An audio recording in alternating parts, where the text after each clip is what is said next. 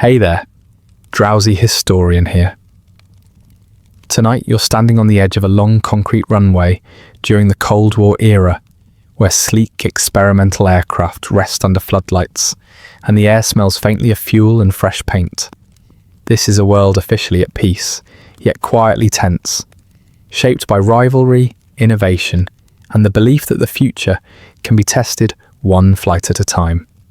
You're not a general or a politician, just an ordinary test pilot, moving through hangars and briefing rooms, lending your body to ideas that are not yet finished. Before we start, do me one small favour. Tell me where you're listening from and what time it is there. If you prefer these stories without ads, you can join the Patreon. It's linked in the description. And if you want the ultimate immersive experience, consider using a pair of wireless earbuds. They're comfortable, discreet and designed so you can wear them even while sleeping. I've linked my favourite pair, plus other sleep tools in the description. Now lie back, get comfortable, let's begin. You wake before the alarm fully decides to ring. There is a moment suspended and quiet when you are not yet a pilot, not yet a body expected to perform. You're only breathing. The room is dark, the kind of dark that still belongs to night, even though morning is already somewhere on its way. Outside, the airbase lies flat and patient, waiting. You sit up slowly, careful not to rush the day. The floor is cold beneath your feet, seeping upward through thin socks, a reminder that this place was not designed for comfort. The barracks smell faintly of metal, old paint, and the lingering ghost of aviation fuel that never quite leaves your clothes. Even here, far from the runway, the work follows you. As you dress, you move without thinking much at all.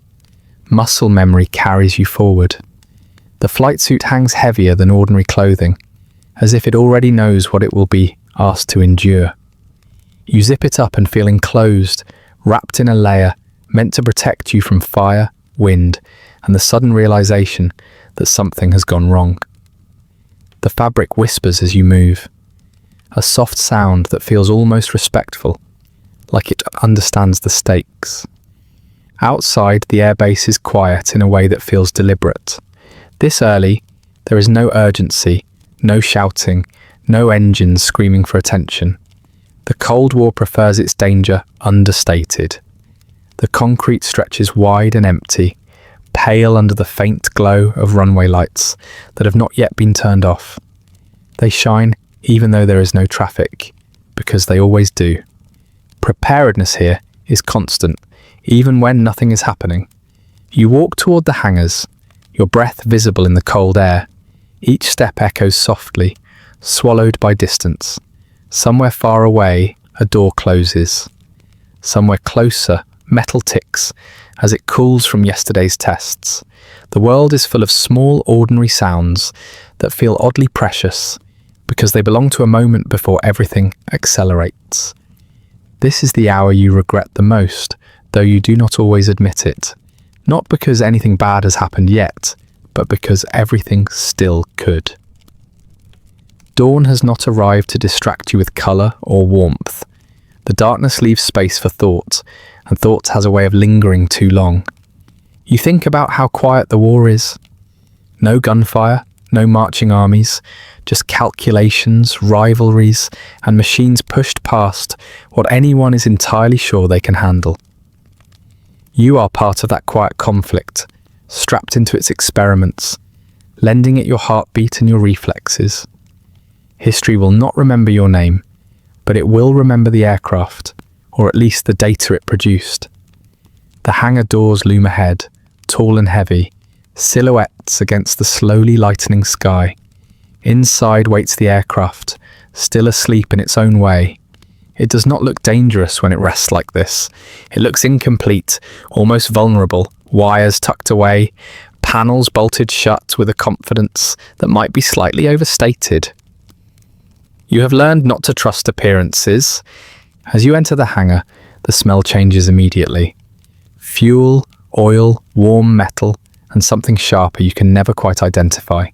It is a smell that settles into your memory so deeply that years from now it will return to you unexpectedly, triggered by nothing more than a garage or a passing engine. For now, it feels familiar, grounding. The aircraft stands under harsh white lights, its skin catching reflections that emphasize every seam and rivet. Engineers move around it quietly. Clipboards in hand, voices low. They nod when they see you. There is no ceremony. Everyone here understands that today is not about confidence or fear. It is about procedure. You run a hand along the fuselage as you pass, feeling the cold surface through your glove. It feels solid enough, though you know how thin it really is. Aluminum and ambition, layers of intention wrapped around the hope that nothing unexpected happens all at once. There is a briefing room nearby, but for now, you linger. You always do. Standing here, before the day truly begins, feels like standing at the edge of a thought you're not sure you want to finish.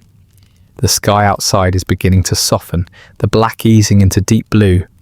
Somewhere beyond the base, ordinary people are still asleep, unaware that the future is about to be tested a few thousand feet above their heads.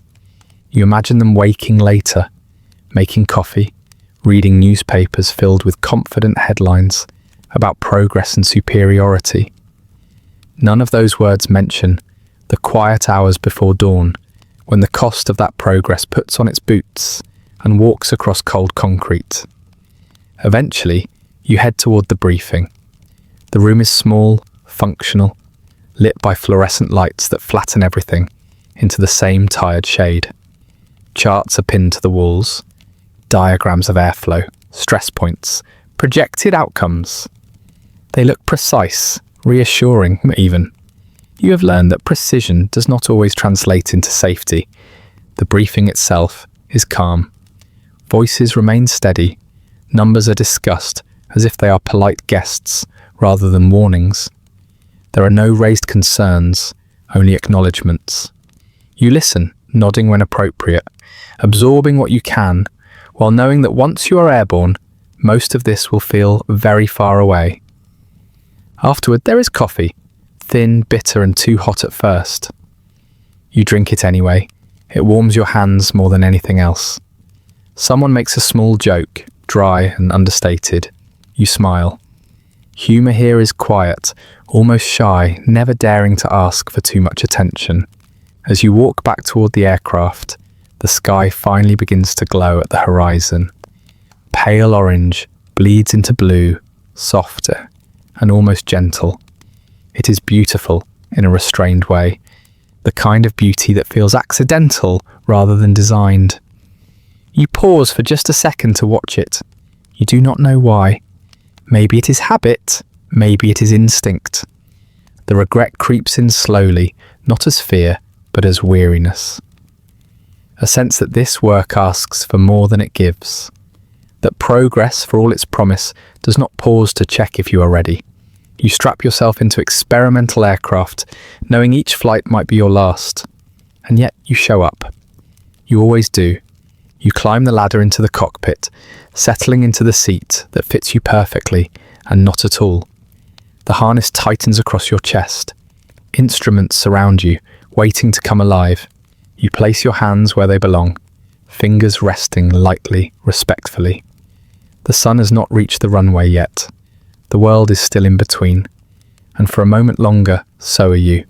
You notice the silence first, not because it is complete, but because it is careful. It settles over the airbase, like a blanket laid down deliberately, smoothed at the edges so nothing appears out of place.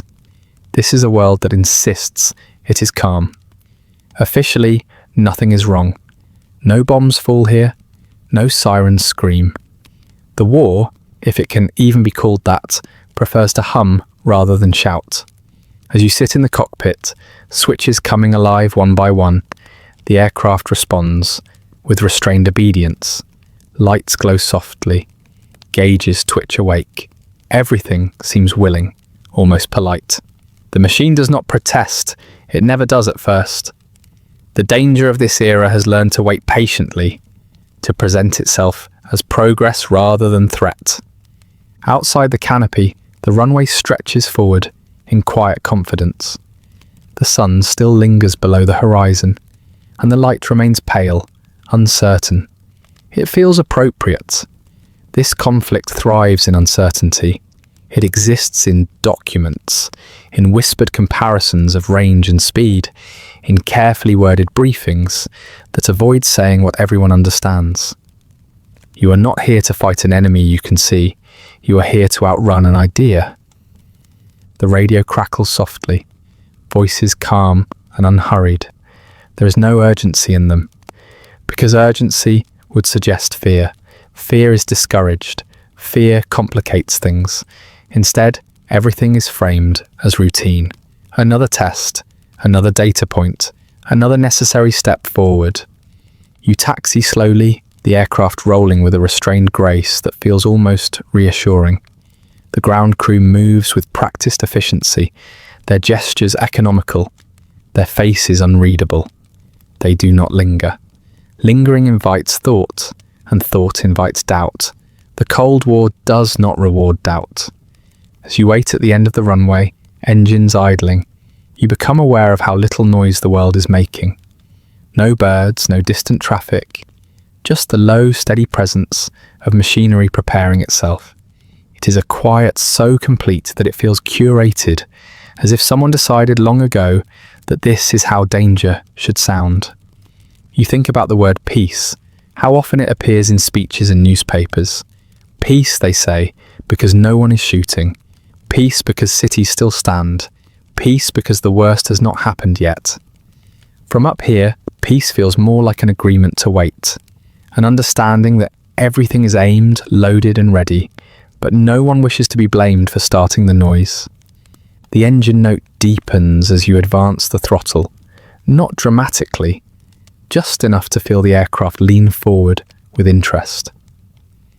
The vibration travels through the seat, through your spine, settling somewhere between your shoulders. It is a familiar sensation, oddly comforting. The plane is alive now, and you are part of its awareness. As you accelerate down the runway, the silence breaks, but only partially. There is sound, yes, but it is controlled, expected, contained. Nothing about this feels chaotic. Even speed feels measured, as if the air itself has agreed not to resist too strongly. When the wheels leave the ground, it happens gently. No sudden drop, no dramatic lift, just a smooth transition, as though the aircraft has decided on its own that the earth is no longer necessary. The base falls away beneath you, lights shrinking, structures flattening into patterns. From above, everything looks orderly, clean, peaceful. This is one of the small ironies you carry with you. The higher you go, the calmer the world appears. Borders disappear. Tensions blur. The Cold War, reduced to quiet shapes and lines, looks almost harmless from here.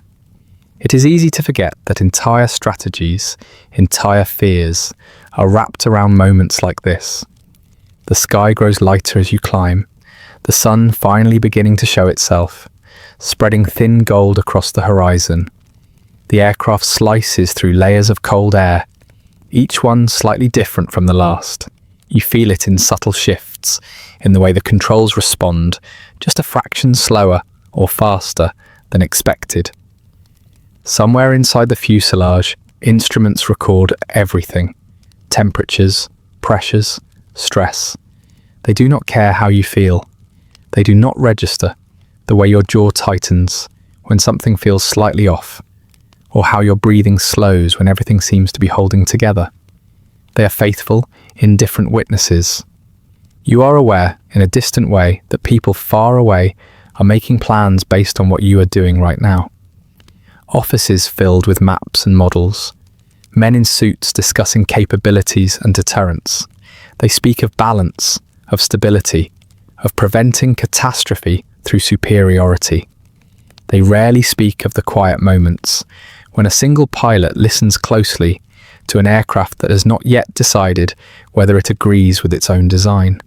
The Cold War likes to pretend it is clean, rational, a contest of minds rather than bodies. Up here, you know better. It still asks for flesh. It simply asks more quietly. The aircraft hums along, steady for now. You make small adjustments, gentle corrections. Nothing dramatic, nothing worth mentioning in a report. This, too, is part of the silence. The absence of incident is treated as success, even though it proves very little.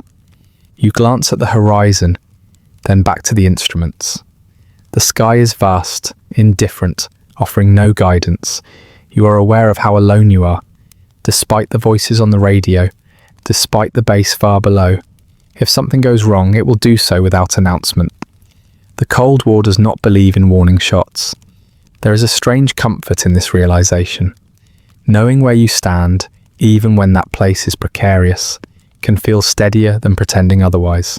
You accept the risk not because you are fearless, but because the system around you depends on that acceptance. Progress demands sacrifice, and it rarely specifies how much. As the flight continues, you begin to sense the aircraft's personality emerging. A slight heaviness in one control, a hesitation that might mean nothing at all.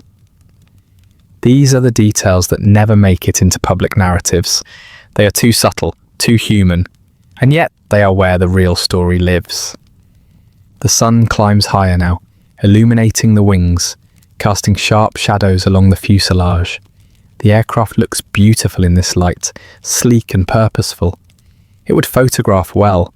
It would inspire confidence. No one looking at it would guess how provisional everything feels. You maintain altitude, maintain speed, maintain calm. The world below remains quiet, peaceful.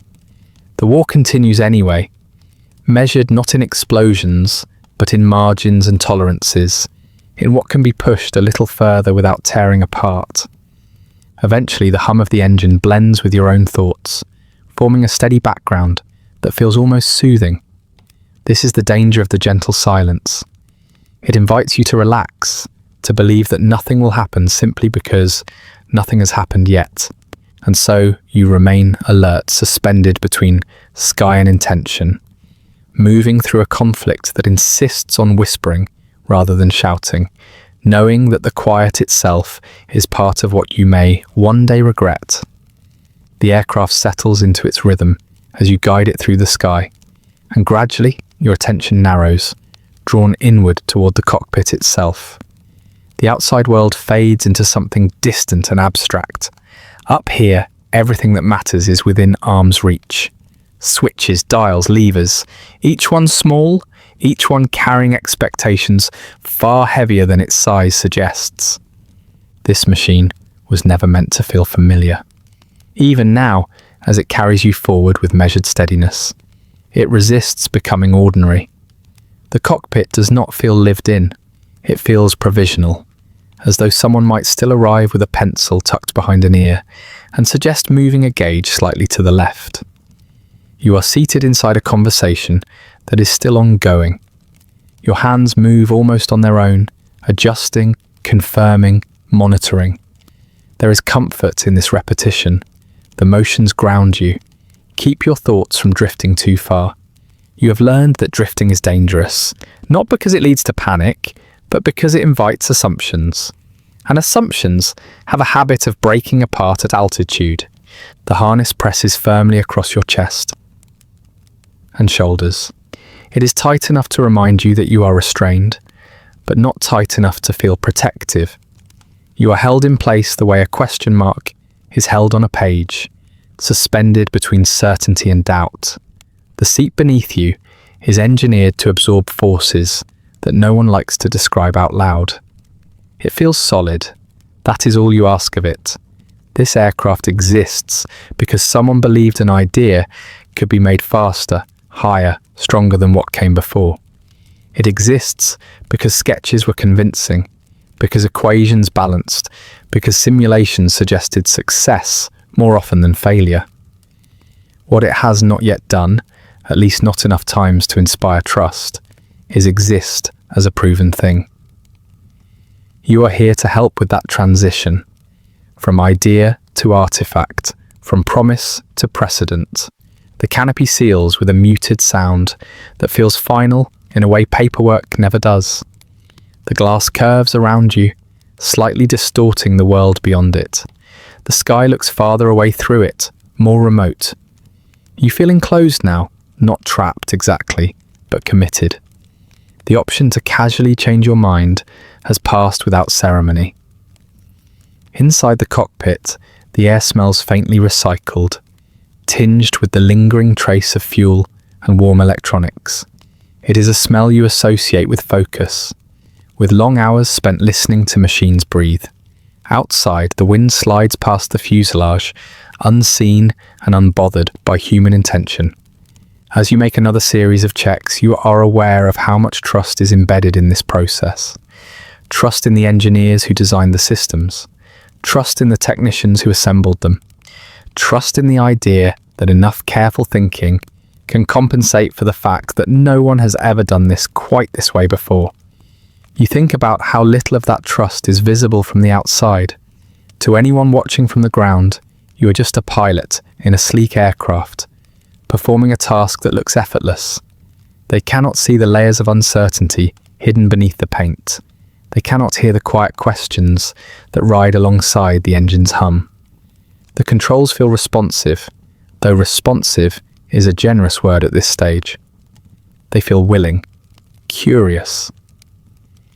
The aircraft has not yet decided what kind of machine it wants to be. You sense this in the slight delays, the almost imperceptible hesitation before a surface moves, before a response arrives. It is as if the plane is thinking things over before agreeing. You find yourself accommodating it without realizing it, making allowances, adjusting your expectations. This is another quiet regret, one you will recognize later. You are adapting yourself to an idea that is not finished, lending it patience it has not yet earned.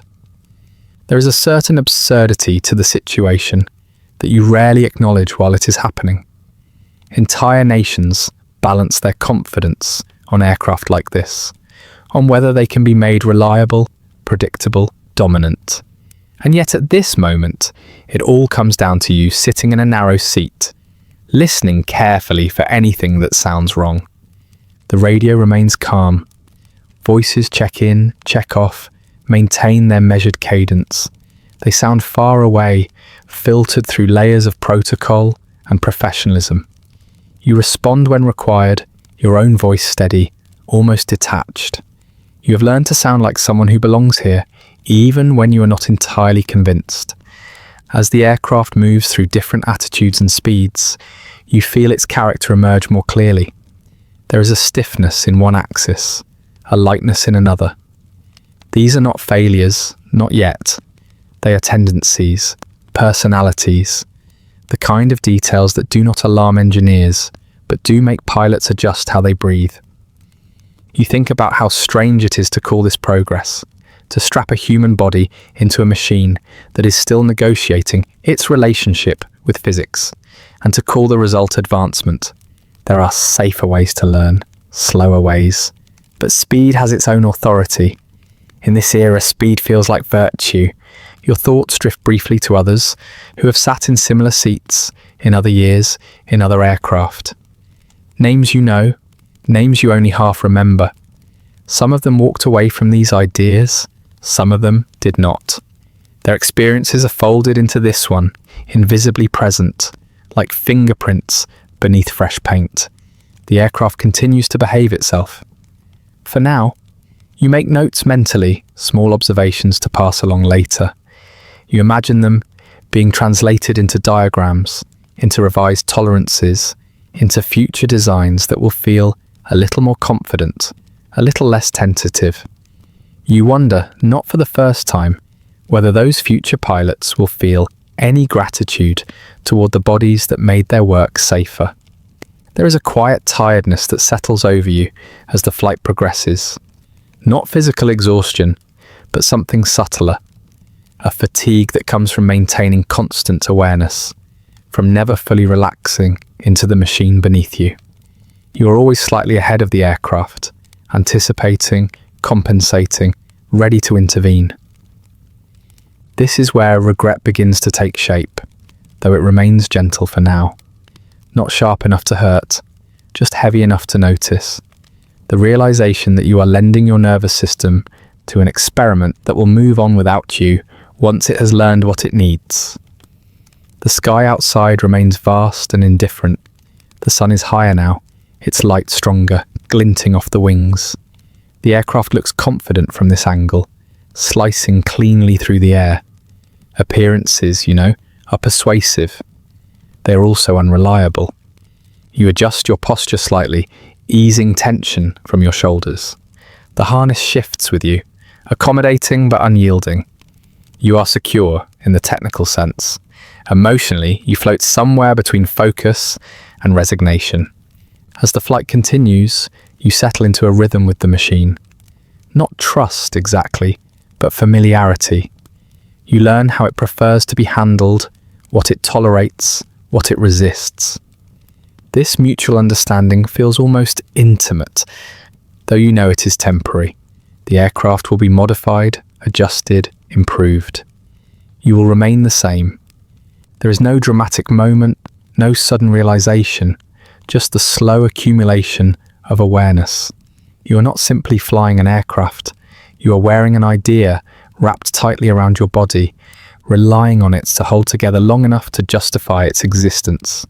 And so you remain attentive, suspended in the quiet, between intention and outcome, knowing that each second spent here brings the idea closer to becoming a machine, and brings you a little closer to understanding why this role, so calm on the surface, leaves such a deep and lasting weariness behind.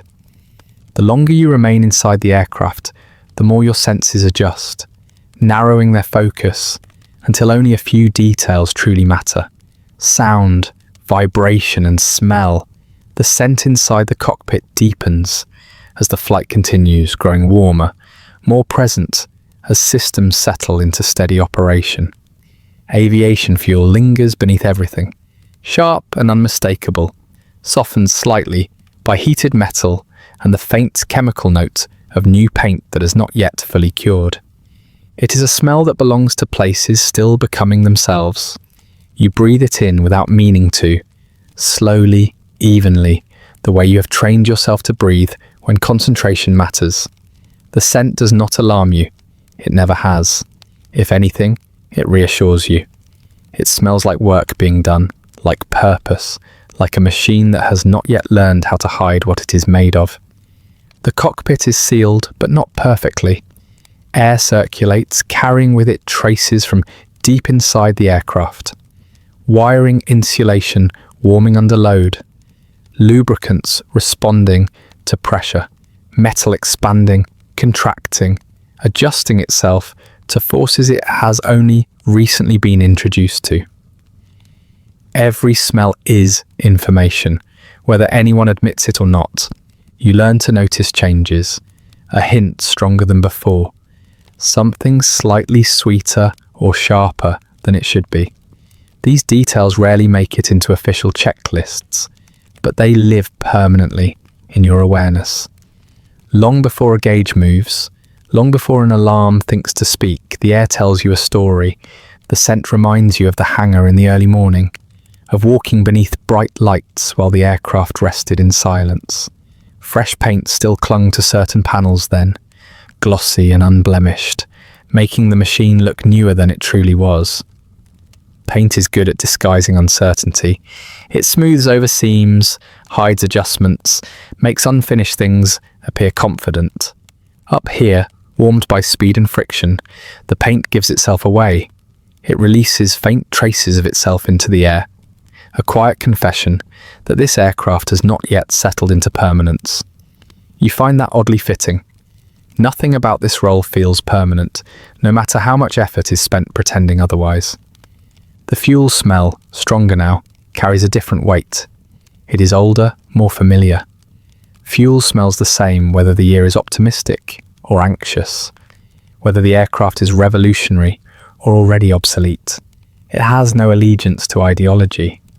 It exists to burn, to release energy, to be consumed in service of motion. You think about how much of your life has been shaped by this scent. How many mornings, afternoons, and long stretches of waiting have been spent breathing it in. how easily it seeps into fabric, into skin, into memory. Years from now, long after the engines have gone quiet for you, this smell will still have the power to transport you instantly back into narrow cockpits and half-lit hangars. The aircraft responds steadily as you guide it through its parameters. The controls firm but cooperative. Nothing dramatic happens. And yet your attention never loosens. The smell keeps you present, anchoring you in the physical reality of what you are doing. This is not an abstraction. This is not a diagram. This is metal, fuel, heat, and the thin margin that keeps them behaving. There is comfort in that honesty.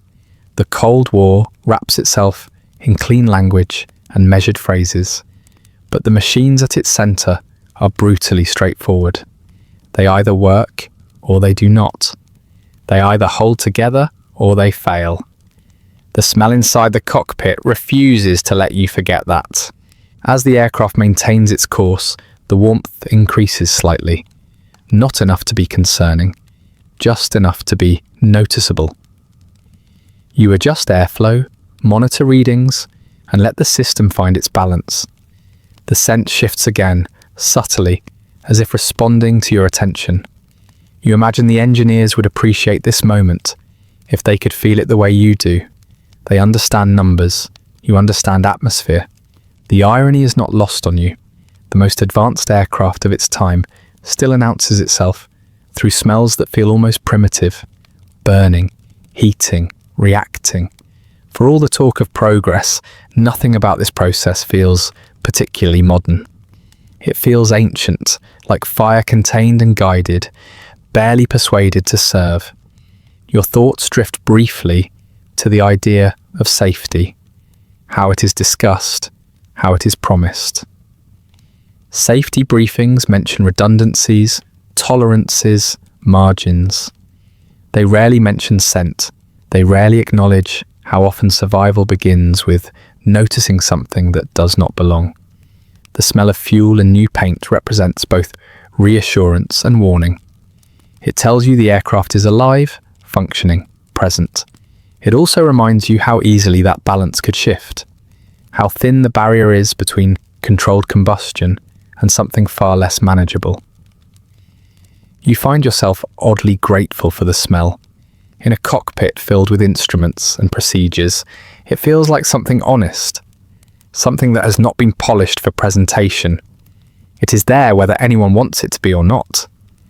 As the flight continues, the aircraft feels more settled now, as if it has accepted the conditions it finds itself in.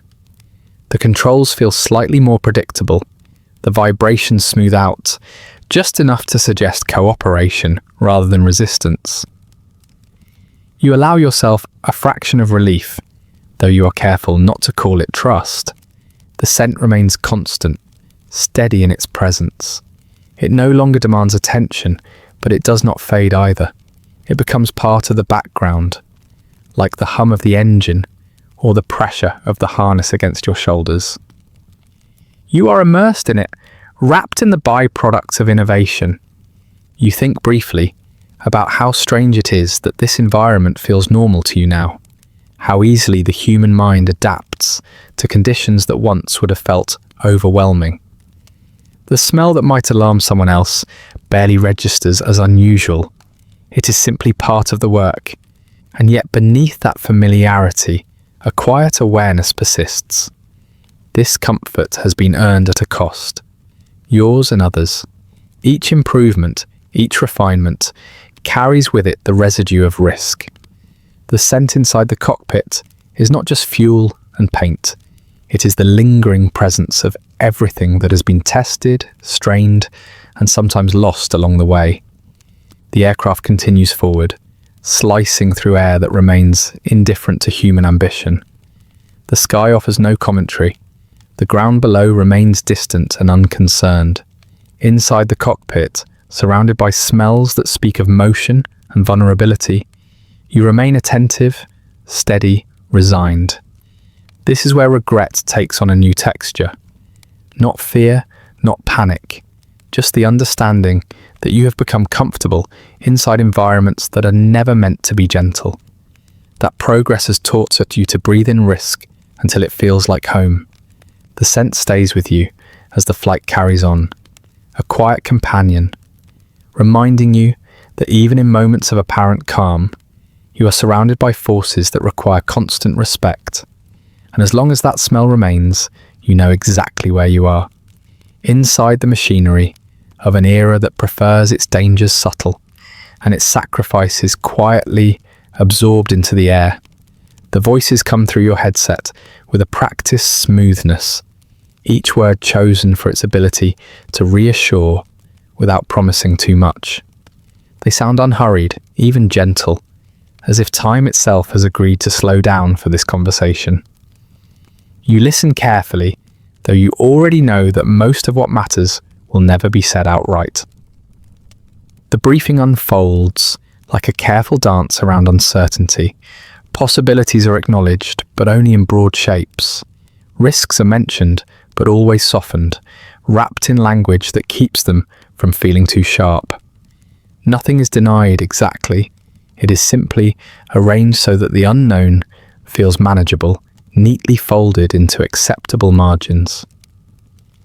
You hear phrases that suggest control, acceptable parameters, expected behavior, unlikely deviations. The tone remains steady, confident, almost soothing. It reminds you of a lullaby, one designed not to put a child to sleep, but to keep an adult from thinking too deeply. You respond when prompted, your own voice calm, measured, matching the rhythm expected of you. There is comfort in this exchange, in the shared agreement to speak this particular dialect of reassurance. Everyone involved understands the rules. You do not introduce doubt unless it has already been approved. You do not ask questions that might linger too long in the air. As the voices continue, you notice how little they truly commit to. Nothing definitive, nothing absolute, everything framed as probability. This might occur, that likely will not. Something else has never happened before, but there is no reason to expect it will happen today. The language floats, careful not to settle. You find yourself appreciating the skill involved. It takes effort to say so much while revealing so little. The Cold War has perfected this art. Entire strategies are built on implication rather than declaration. This briefing is no different. It reflects a world that prefers ambiguity, because ambiguity leaves room to adjust the narrative later. The aircraft hums steadily around you as you listen, a constant presence that does not care how elegantly uncertainty is phrased. It will respond only to physics, to stress, to heat, to speed. It will not be persuaded by tone. You think about how strange it is that the most dangerous parts of your day are discussed in the calmest voices. No one raises their volume, no one rushes. It is as if excitement itself has been deemed unprofessional. Panic would suggest a lack of preparation. Silence, on the other hand, can be interpreted as confidence. The briefing continues, moving through checklists and contingencies. If this happens, then that response is recommended. If something else occurs, another procedure exists. The word recommended stands out to you. It appears often. It implies guidance without obligation, a safety net woven loosely enough to allow for interpretation. You imagine how these words will later appear in reports. Clean, ordered, reassuring. They will suggest foresight, competence, control.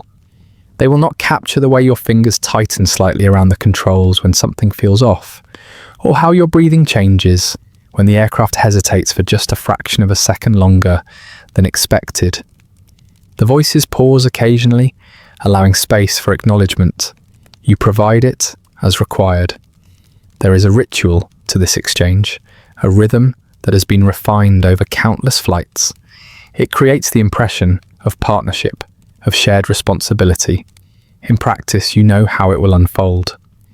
When everything goes well, the system congratulates itself. When it does not, the silence grows heavier. You're aware of the faint irony beneath it all. The aircraft you are flying represents cutting-edge thinking, bold innovation, the future made tangible. and yet the language used to discuss it feels deliberately restrained, almost timid. Progress moves quickly, accountability moves carefully. As the briefing nears its end, there is a final reminder to report anything unusual, anything unexpected, anything that feels wrong. The words sound comprehensive, generous even. You accept them without comment. You know how wide the gap is between noticing something unusual and deciding whether it is worth mentioning.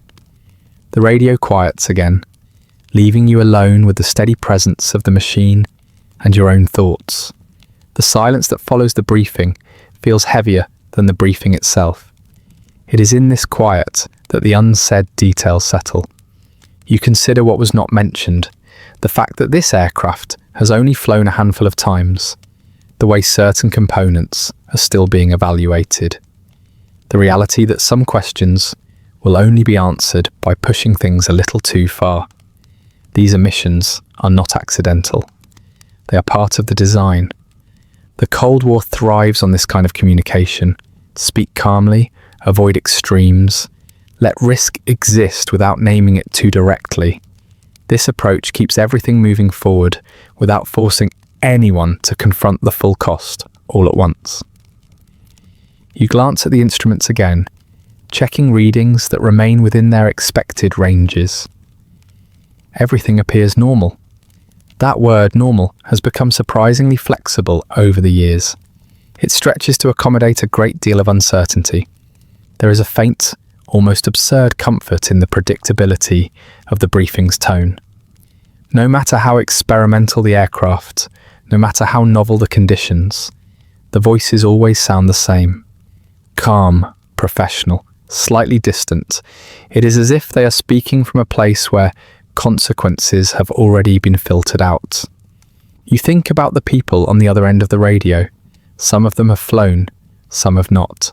Some have stood where you are now, strapped into an idea that has not yet decided whether it agrees with reality. Others have only encountered these machines on paper, where everything behaves as expected. The briefing, for all its restraint, still serves a purpose. It gives structure to the unknown.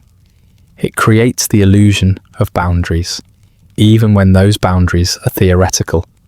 It allows you to believe just enough that nothing truly surprising will occur.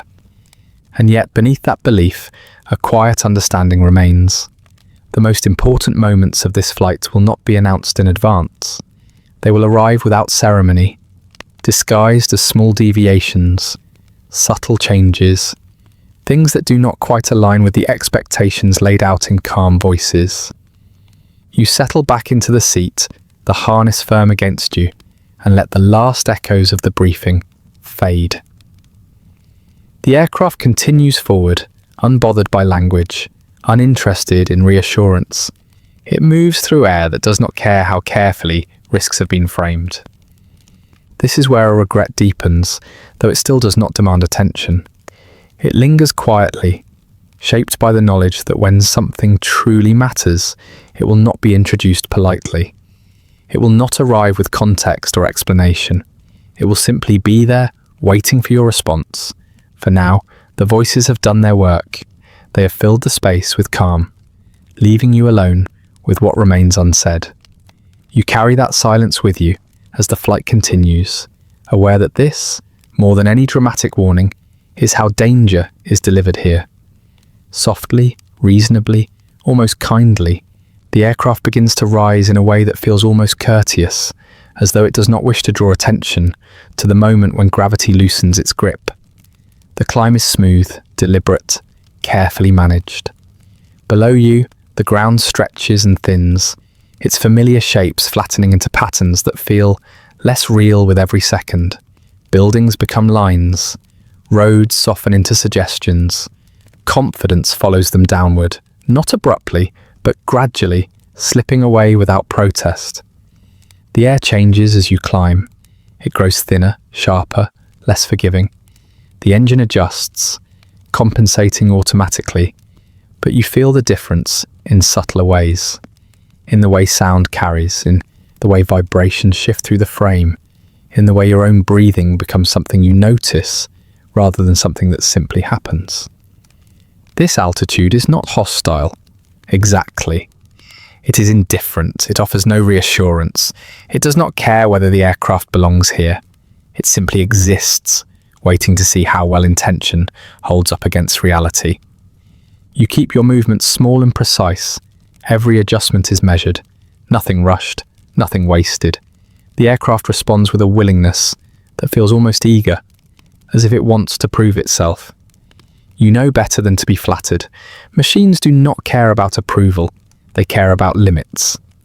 As the climb continues, the world below feels increasingly distant, not just physically, but emotionally. The airbase that once felt so present, so solid, is now reduced to a faint arrangement of shapes and colours.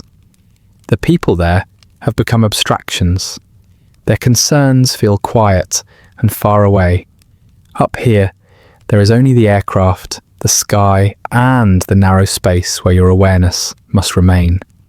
The sky deepens in colour as you rise, shifting from pale morning blue to something richer, more saturated.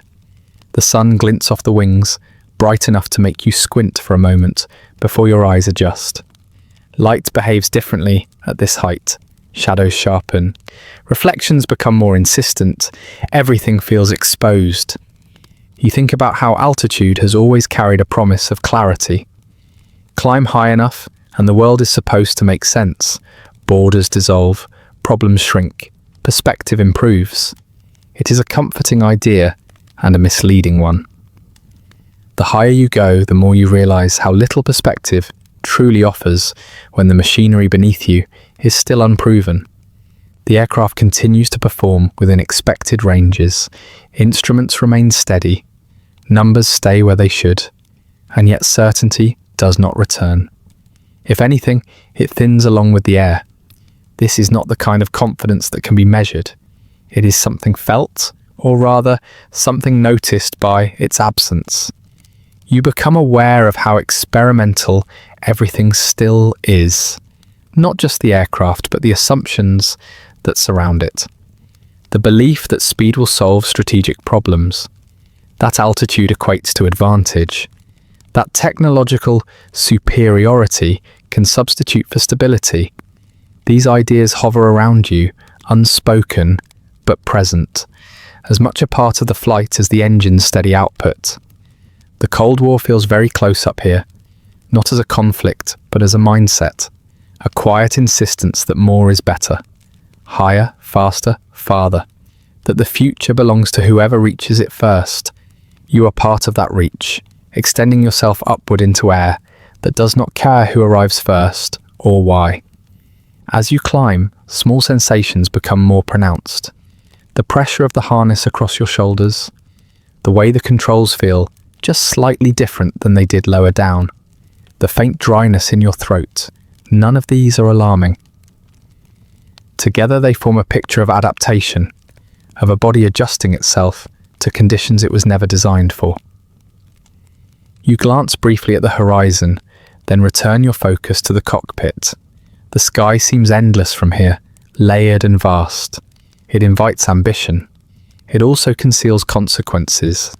At this altitude, errors do not announce themselves loudly.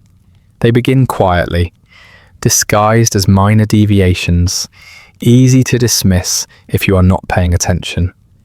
The climb continues, steady and unremarkable, which is precisely how it is meant to be. Dramatic climbs belong in demonstrations and propaganda. This one belongs in reports, smooth, controlled, uneventful. And yet, beneath that surface, something fundamental is changing. You feel it in the way your thoughts slow, not from fatigue, but from focus. The world narrows, past and future recede.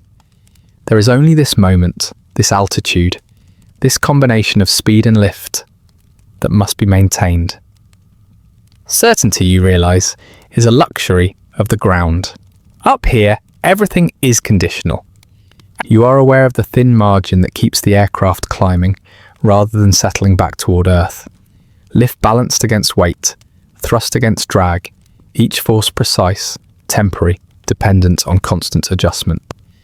This balance feels fragile, not because it is poorly designed, but because it must be actively maintained.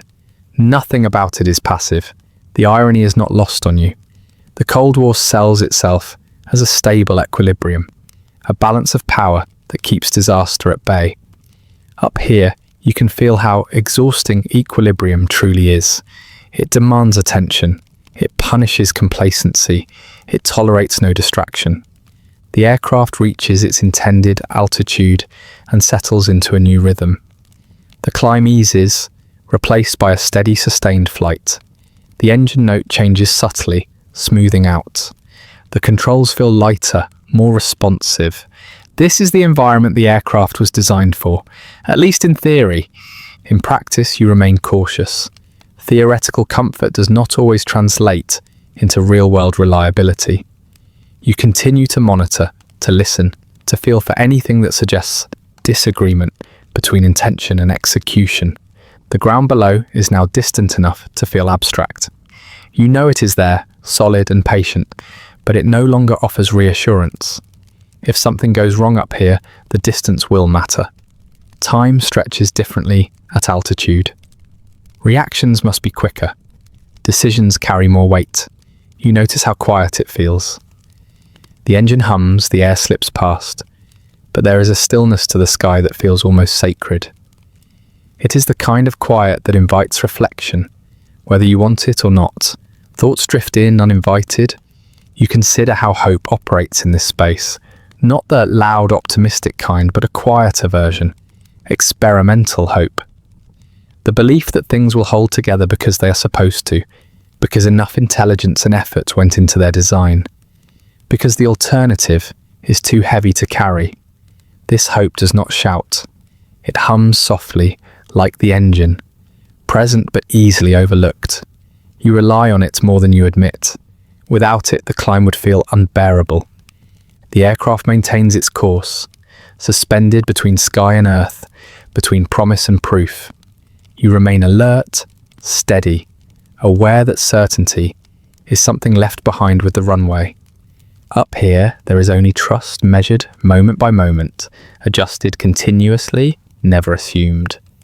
As you level out, the realization settles gently but firmly. Climbing does not bring clarity, it removes illusions. It reveals how much of what you rely on is provisional, how much of progress depends on things behaving just well enough, for just long enough. You hold that awareness quietly, letting it sit beside the steady rhythm of flight. The sky stretches on, unconcerned. The aircraft continues forward, carrying you deeper into an environment where confidence must be earned continuously, and where regret, though still distant, has begun to take shape in the thin, unyielding air. The first sign is not dramatic, it never is. There is no sudden jolt, no warning tone, no flashing demand for attention.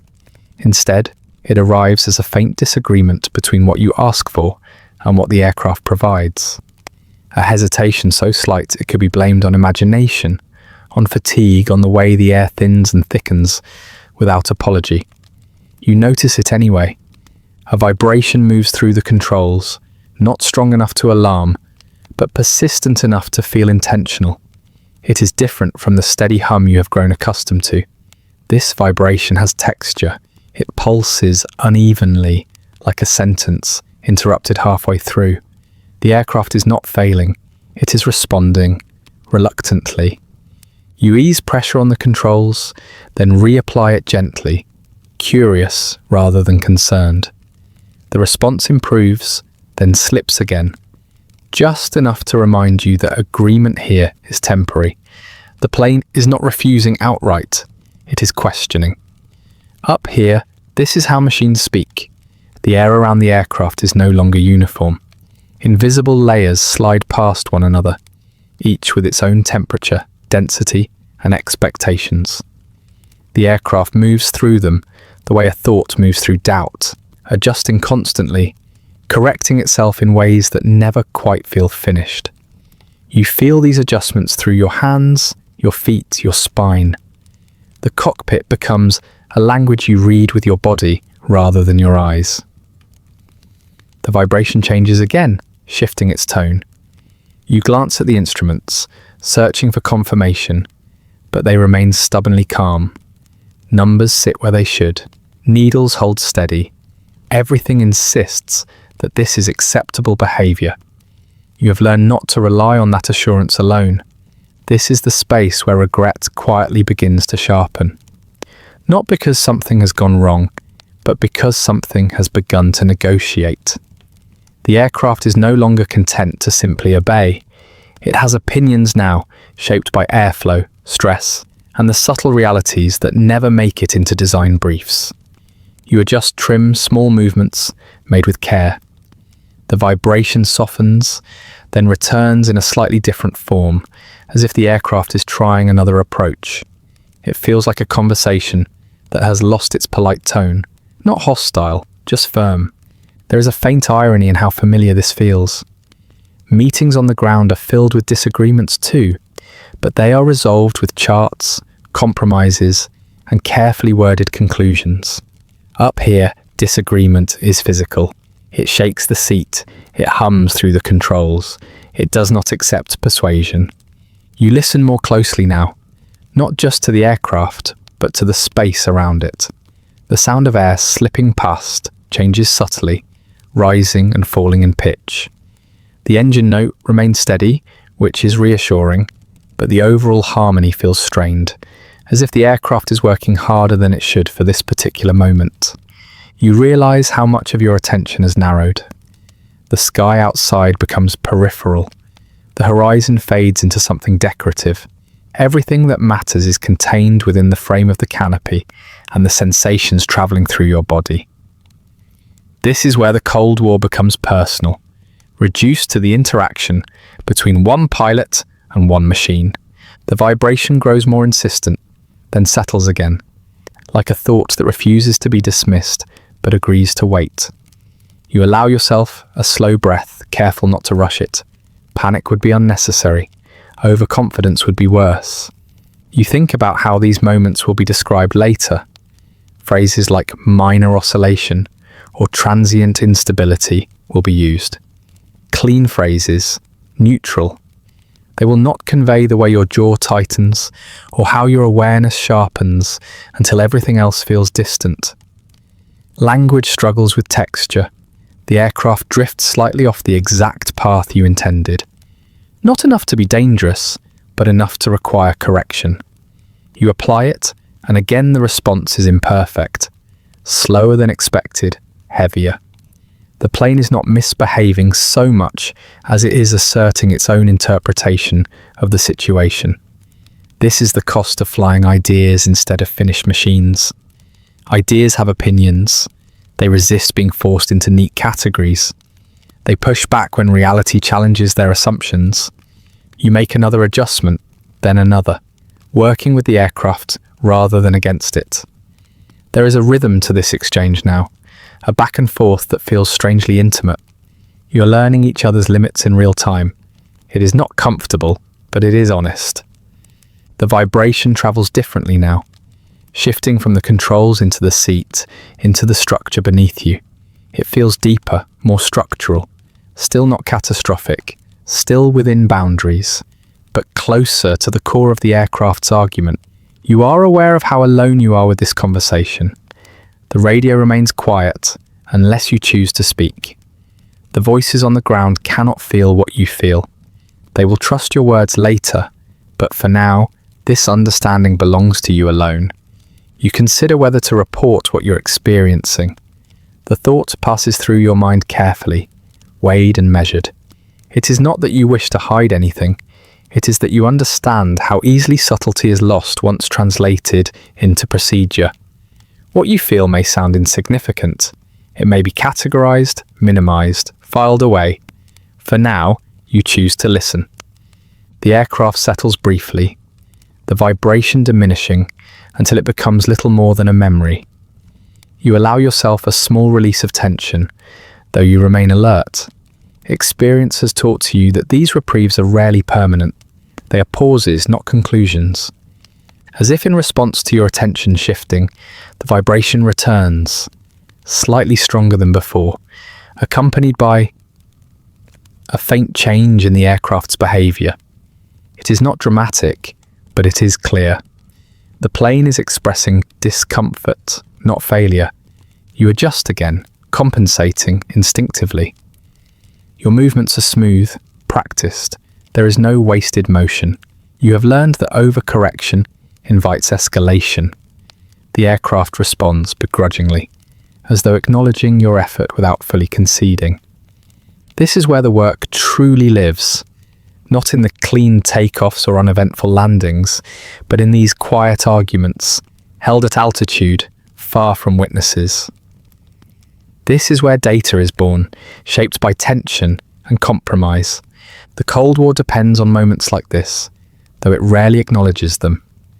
Strategies are built on assumptions that machines will behave as intended, that margins will hold, that human adaptability can smooth over discrepancies.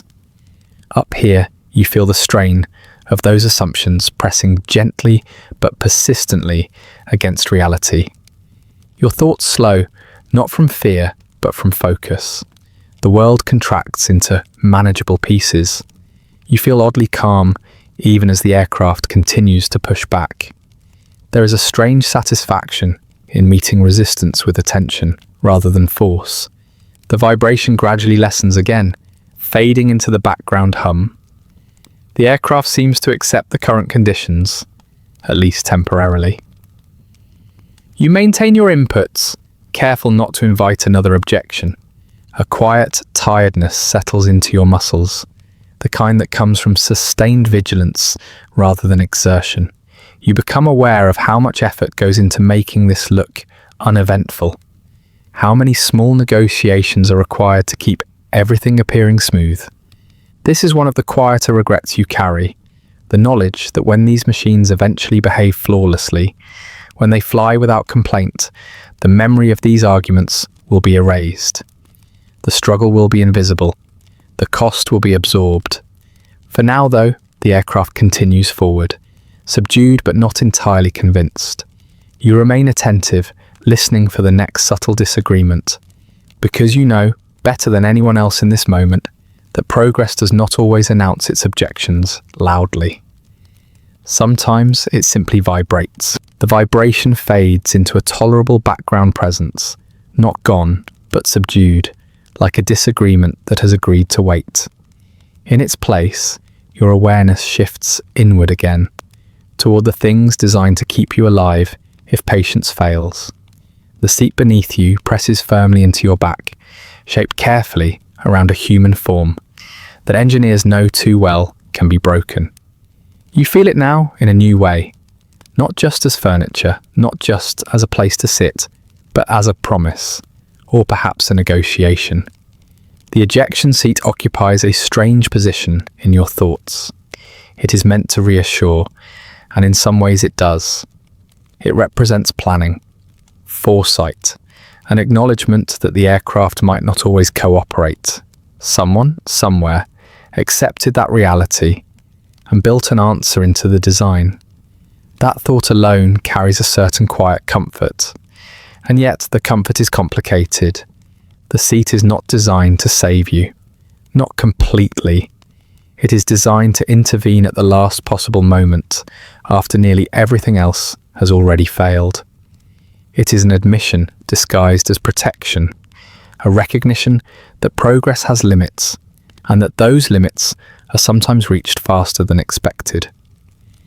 You feel the harness again, tighter than any seatbelt should reasonably be. It holds you in place, presses you into alignment with the seat's narrow tolerance for error. You are positioned carefully, not for comfort but for trajectory.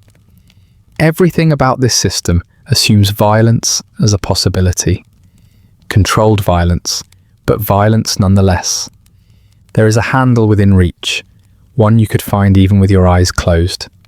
You have practiced reaching for it on the ground, in simulators, in classrooms where the air was safe and the consequences theoretical. Your hand knows where it is without looking. Muscle memory has been trained to outrun thought. You do not touch it now. You simply acknowledge its presence. The irony of calling this comfort is not lost on you. This is not the comfort of rest or warmth or certainty. It is the comfort of knowing there is a plan for failure, that someone anticipated the moment when disagreement between machine and reality becomes irreconcilable. The aircraft continues forward, steady enough for now. The sky outside remains vast and neutral, offering no commentary. You glance at the instruments again, then back to the horizon, letting your eyes move slowly, deliberately. You have learned that rushed movements invite mistakes, and mistakes invite consequences that safety systems cannot always outrun. You think about the way safety is discussed on the ground, how it is presented as layered, redundant, reliable. There are diagrams for it, flowcharts that show clean lines branching toward resolution. The ejection seat is usually the last box on the page, tucked away at the bottom, labelled something like Pilot Escape. Up here, that last box feels very close. The Cold War likes its safeguards symbolic. Treaties, hotlines, mutual understanding. The ejection seat fits neatly into that mindset. It exists not to be used, but to be believed in. Its value is measured in reassurance rather than action. As long as it remains unused, it is considered a success. You wonder how many people involved in its design truly understand what it feels like to rely on it, to sit pressed against a mechanism that assumes you may need to be violently separated from the machine you are flying, to trust that explosive force, triggered inches from your body, will somehow result in survival rather than another kind of failure. The seat hums faintly beneath you, integrated into the aircraft's structure, sharing its stresses, absorbing its vibrations. It feels solid, purposeful. It has no doubt about what it is meant to do. That clarity feels almost enviable. You think briefly about the moments when the seat would matter. Not the dramatic ones depicted in training films, where everything unfolds cleanly and decisively, but the real moments, the ambiguous ones, when the aircraft is damaged but still flying, when control is degraded but not lost, when there is time to hesitate. Those are the moments that haunt pilots long after the flights are over. Not the instant decisions, but the delayed ones. The seconds spent weighing pride against probability, the human tendency to hope that one more adjustment will solve everything. You recognize that tendency in yourself. Even now, surrounded by systems designed to save you, you feel reluctant to imagine using them. The idea of abandoning the aircraft feels like a failure of responsibility, even though you know intellectually that it is sometimes the only responsible choice. The aircraft's earlier argument lingers in your awareness, a reminder that cooperation is conditional. You adjust slightly, maintaining balance, and the plane responds well enough to justify staying the course, for now. Your breathing remains steady. You are aware of each inhale, each exhale, the way the air feels cooler as it enters, warmer as it leaves. The cockpit's environment system hums quietly, regulating temperature, pressure, oxygen. More layers of comfort, each one dependent on everything else continuing to work. You think about how many comforts here are built on the assumption of timing. Systems designed to fail last, to hold out just long enough to buy you seconds. Comfort measured in moments rather than certainty. The seat beneath you is one of those systems. It promises escape, not safety. Survival, not wholeness. Even when it works perfectly, it extracts a price. Injuries are expected, pain is assumed, recovery is negotiated afterward. And still, you are grateful for it. That gratitude carries a bitter edge. You realize how accustomed you have become to accepting partial solutions, to calling them sufficient, to framing survival as success, regardless of what it costs. The Cold War has trained you well in that regard. It values endurance, continuity, the ability to absorb damage and continue functioning. The ejection seat embodies that philosophy. It does not prevent disaster, it manages it. The aircraft continues to move through the sky, stable enough to keep your attention from drifting too far into these thoughts. You remain engaged, making small corrections, listening, feeling. The safety systems recede slightly into the background, present but not demanding. You are aware, however, that their presence changes the way you think. They allow risk to be taken a little further. They make certain experiments acceptable that would otherwise be unthinkable. The existence of a way out becomes a justification for pushing closer to the edge. This is another regret, subtle but persistent, knowing that safety systems do not merely protect, they enable, they encourage the very conditions that make their use necessary. You adjust your posture again, easing tension from your back, careful not to disturb the delicate balance you have found with the aircraft. The harness shifts with you, reminding you of its firmness, its insistence. You are held securely, but not gently. The sky remains indifferent, the engine hums, the aircraft behaves itself, at least for now. You allow yourself to exist within this moment, suspended between confidence and caution, comfort and unease. The ejection seat remains beneath you, silent, patient, waiting for an invitation you hope never to extend. It is a strange companion, offering reassurance without kindness, protection without promise. As the flight continues, you carry that awareness with you. The knowledge that comfort here is conditional, temporary, designed to intervene only when everything else has already gone wrong. And somehow, despite that knowledge, you still feel steadied by its presence. This too is part of why regret settles in so quietly. Because even the comforts of this work are shaped by failure, and learning to accept them feels like learning to accept the terms of an agreement you were never fully invited to negotiate. The aircraft holds steady now, enough that your mind finds room to wander again, though it never strays far. Numbers drift into your thoughts the way they always do at altitude. Not the glowing figures on the instruments, but the quieter ones. The abstract figures that shaped this flight long before you ever touched the controls. Percentages, probabilities, margins. Somewhere on the ground, in rooms filled with chalk dust and slide rules, this flight was already flown dozens of times. Lift curves traced neatly across paper. Stress loads calculated to decimal places. Failure rates discussed calmly, reduced to fractions small enough to feel harmless. Numbers have a way of sounding gentle when spoken aloud. You were told the risk was acceptable. Acceptable is a flexible word. It stretches easily when no one has to feel the consequences directly. A 1% chance of catastrophic failure looks reassuring on a page. It looks almost negligible when printed in black ink on white paper. Up here, it feels very different. 1% does not feel small when you are the one it belongs to. The aircraft hums along, balanced carefully between forces that remain indifferent to arithmetic. Air does not care how unlikely something is. Metal does not care how thoroughly it was modelled. At altitude, numbers lose their politeness. They stop behaving like abstractions and begin to feel personal. You glance at the instruments again, reading them with practiced efficiency. Altitude, airspeed, engine output, temperatures. Each value sits within its approved range, forming a picture of normalcy. It would be comforting if normal were permanent. You know better. The mathematics of survival does not live in the cockpit alone. It begins long before you climb into the seat. It begins with decisions about funding, timelines, prestige, with quiet arguments about whether a test can be delayed or whether delay itself is a greater risk.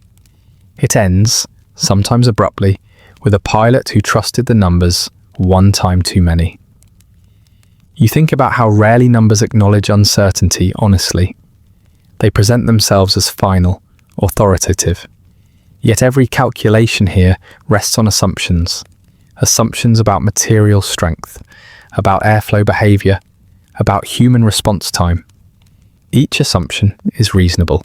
Taken together, They form a structure that looks solid until it is asked to support something unexpected. At altitude, unexpected things feel closer.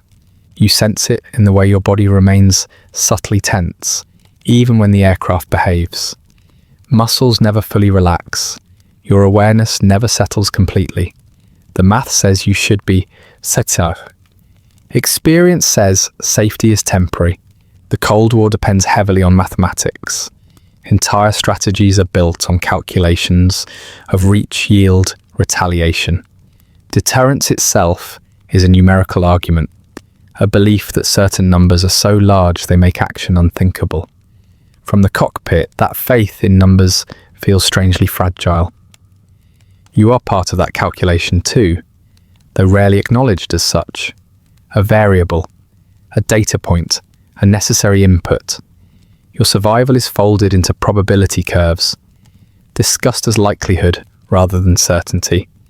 If something goes wrong, it will be categorized, analyzed, and ultimately absorbed into updated models. This knowledge settles quietly into your thoughts as the aircraft continues forward. You do not resent the engineers. You understand them.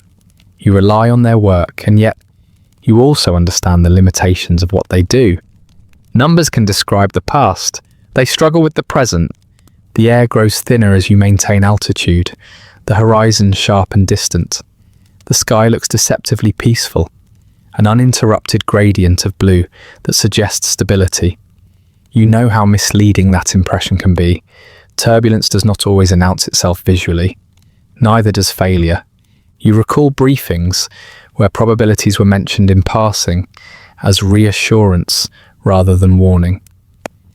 Phrases like statistically insignificant and well within tolerance. These words sound comforting, almost parental. They imply control. They imply foresight. Up here they feel hollow. Your breathing remains slow and deliberate. Something you control consciously now. You've learned that calm is not the absence of fear, but the management of it. Panic serves no one. Neither does blind trust. The balance between them is delicate. The aircraft experiences a slight change in airflow, subtle enough that only someone paying close attention would notice. A faint shift in vibration, a whisper of resistance. You respond instinctively, adjusting just enough to restore equilibrium. The numbers never move far enough to register concern. This is how survival actually works, you realize. Not through grand calculations, but through constant, almost invisible corrections. Through 1,000 small decisions made in real time, none of which feel heroic, all of which matter. The mathematics that matter most are not written down. They live in your reflexes, in the way you interpret sensations, in how quickly you recognize that something feels wrong before it becomes measurable. You think about how history will remember this era. Charts, graphs, comparisons. The Cold War reduced to lines on paper and arrows on maps. There will be little room in those representations for the quiet tension of moments like this, when survival depends less on numbers and more on attention. The aircraft continues to perform as expected, and yet the awareness does not fade. It sharpens. You become acutely conscious of how fragile expectation can be, how quickly normal can shift into something else. There is a particular weariness that comes from living inside probabilities, from knowing that your safety is never guaranteed, only calculated, from accepting that you are expected to trust systems that admit quietly that they cannot promise anything beyond likelihood. This weariness does not feel dramatic. It settles slowly, like fatigue at the end of a long day. It makes you older in ways that have nothing to do with years. The Cold War celebrates precision, accuracy, the idea that enough data can tame uncertainty. You have learned that data is useful, but incomplete. It cannot account for every variable. It cannot predict how metal will behave after repeated stress, or how a human body will respond when pushed just a little further than intended. Up here, the mathematics of survival feel less like equations and more like negotiation. a continuous exchange between intention and reality. You offer careful inputs, the aircraft responds. Together, you maintain balance, moment by moment. The instruments remain steady, but you do not let them lull you. You have learned that the most dangerous moments often arrive without warning, disguised as routine. The numbers will catch up eventually. They always do, but by then, the outcome is already unfolding. You think about the word acceptable again. How often it has been used to justify risk. Acceptable to whom? Acceptable for how long? Acceptable until when? The aircraft hums on, carrying you through a sky that remains indifferent to your calculations. You remain focused, alert, quietly aware of how thin the margin truly is. The math may say you are safe. Experience reminds you that safety is never more than provisional. As the flight continues, you hold both truths at once, the reassurance of numbers, the reality of sensation. Between them, you find a narrow path that keeps you alive. This is where regret takes on another dimension. Not fear of death, but fatigue from living as a variable. From knowing that no matter how carefully a risk is calculated, someone always has to inhabit the remainder. Up here at altitude, the remainder is you. The aircraft carries on long enough that the idea of returning begins to feel tentative, like a thought you do not want to disturb too loudly. Up here, motion has become normal. Speed has become background. The sky feels less like a place you are passing through, and more like a condition you are enduring. Still, there is a gradual shift in attention, subtle but unmistakable, as your awareness begins to include the ground again. You do not think of landing as an ending. Not really. It feels more like a pause, a suspension of judgment. The aircraft has held together long enough to justify being brought home. That alone feels significant. You make small adjustments, guiding the machine into a descent that feels careful rather than confident. The nose lowers slightly. The engine note changes, not dramatically, but enough to register as intention. The sky begins to give way, layer by layer, as altitude unwinds itself. As you descend, the air thickens again, pressing differently against the aircraft. Controls feel heavier now, more substantial. The plane responds with a kind of reluctant cooperation, as though it would prefer to remain where it was, balanced delicately between forces, rather than return to the certainty of gravity. The ground slowly reclaims detail, shapes sharpen, lines reappear. The abstraction of altitude dissolves into familiar geometry. Roads regain their purpose. Buildings regain their weight. The runway waits, long and pale, a deliberate invitation. You feel the aircraft's earlier disagreements soften as it adjusts to denser air. Vibrations change character, becoming more predictable, more familiar. This is the environment it understands better. This is where mistakes feel closer, but also more negotiable. There is a quiet irony here. The closer you get to the ground, the more forgiving things feel. At altitude, failure is dramatic and final. Near the runway, it can be corrected, compensated for, managed. The margin feels wider, even though the distance to consequences is shrinking. You remain focused, steady. There is no rush. Landing does not reward haste. It rewards patience, attention, and restraint. You guide the aircraft gently, coaxing it rather than commanding it, mindful of how easily ambition can become arrogance at this stage. The radio comes alive again, voices calm, familiar, threaded with routine. Clearances are given, conditions are confirmed, everything sounds ordinary. That ordinariness feels almost surreal after the long stretch of concentrated awareness. You respond as expected, your voice measured, professional, unremarkable. Inside the cockpit, your body carries the quiet fatigue of sustained vigilance. Muscles ache slightly, not from strain, but from holding themselves ready for too long. Your jaw relaxes just a fraction. Your shoulders ease. You do not let go completely, not yet. The runway grows larger, its markings crisp and precise. You align the aircraft carefully, adjusting descent rate, speed, angle. Each movement is deliberate. Each correction is small. You are aware of how thin the line is between control and correction, between skill and luck. The aircraft feels heavier now, more committed to the pull of the earth. You feel it in the controls, in the way the plane settles into the approach. This weight feels reassuring in its own way. Gravity is honest. It does not pretend to be anything else. As you near the threshold, time seems to stretch slightly, elongating the moment. This is not fear, it is focus, the kind that narrows your world until only the essentials remain. Airspeed, attitude, alignment. The wheels touch down with a firmness that feels decisive rather than harsh.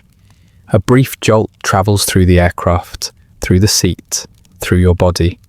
It is a reminder, not a punishment. The runway rises to meet you, solid and unyielding. For a moment there is a sense of relief so quiet it almost goes unnoticed. Not joy, not triumph, just the easing of tension, like setting down a weight you had grown accustomed to carrying. The aircraft rolls forward, decelerating steadily. Brakes respond as expected, systems behave, everything appears normal. You guide the plane toward the taxiway, movement smooth, unhurried. The flight has ended without spectacle. This is what success looks like here. No applause, no celebration, just the absence of catastrophe. As you taxi, the airbase feels strangely unchanged. Hangars stand where they always have. Vehicles move along their familiar paths. People continue their routines. From the outside, it might appear that nothing remarkable has occurred. You have learned how misleading that impression can be. You shut down the engine, one system at a time. The hum fades. The vibrations cease. Silence returns, heavier now, filled with echoes of everything that did not happen. You sit still for a moment longer than necessary, hands resting where they were, letting the stillness settle. Landing has a way of rearranging time. The future feels postponed. Consequences feel deferred. You are not absolved. You are excused temporarily until the next flight.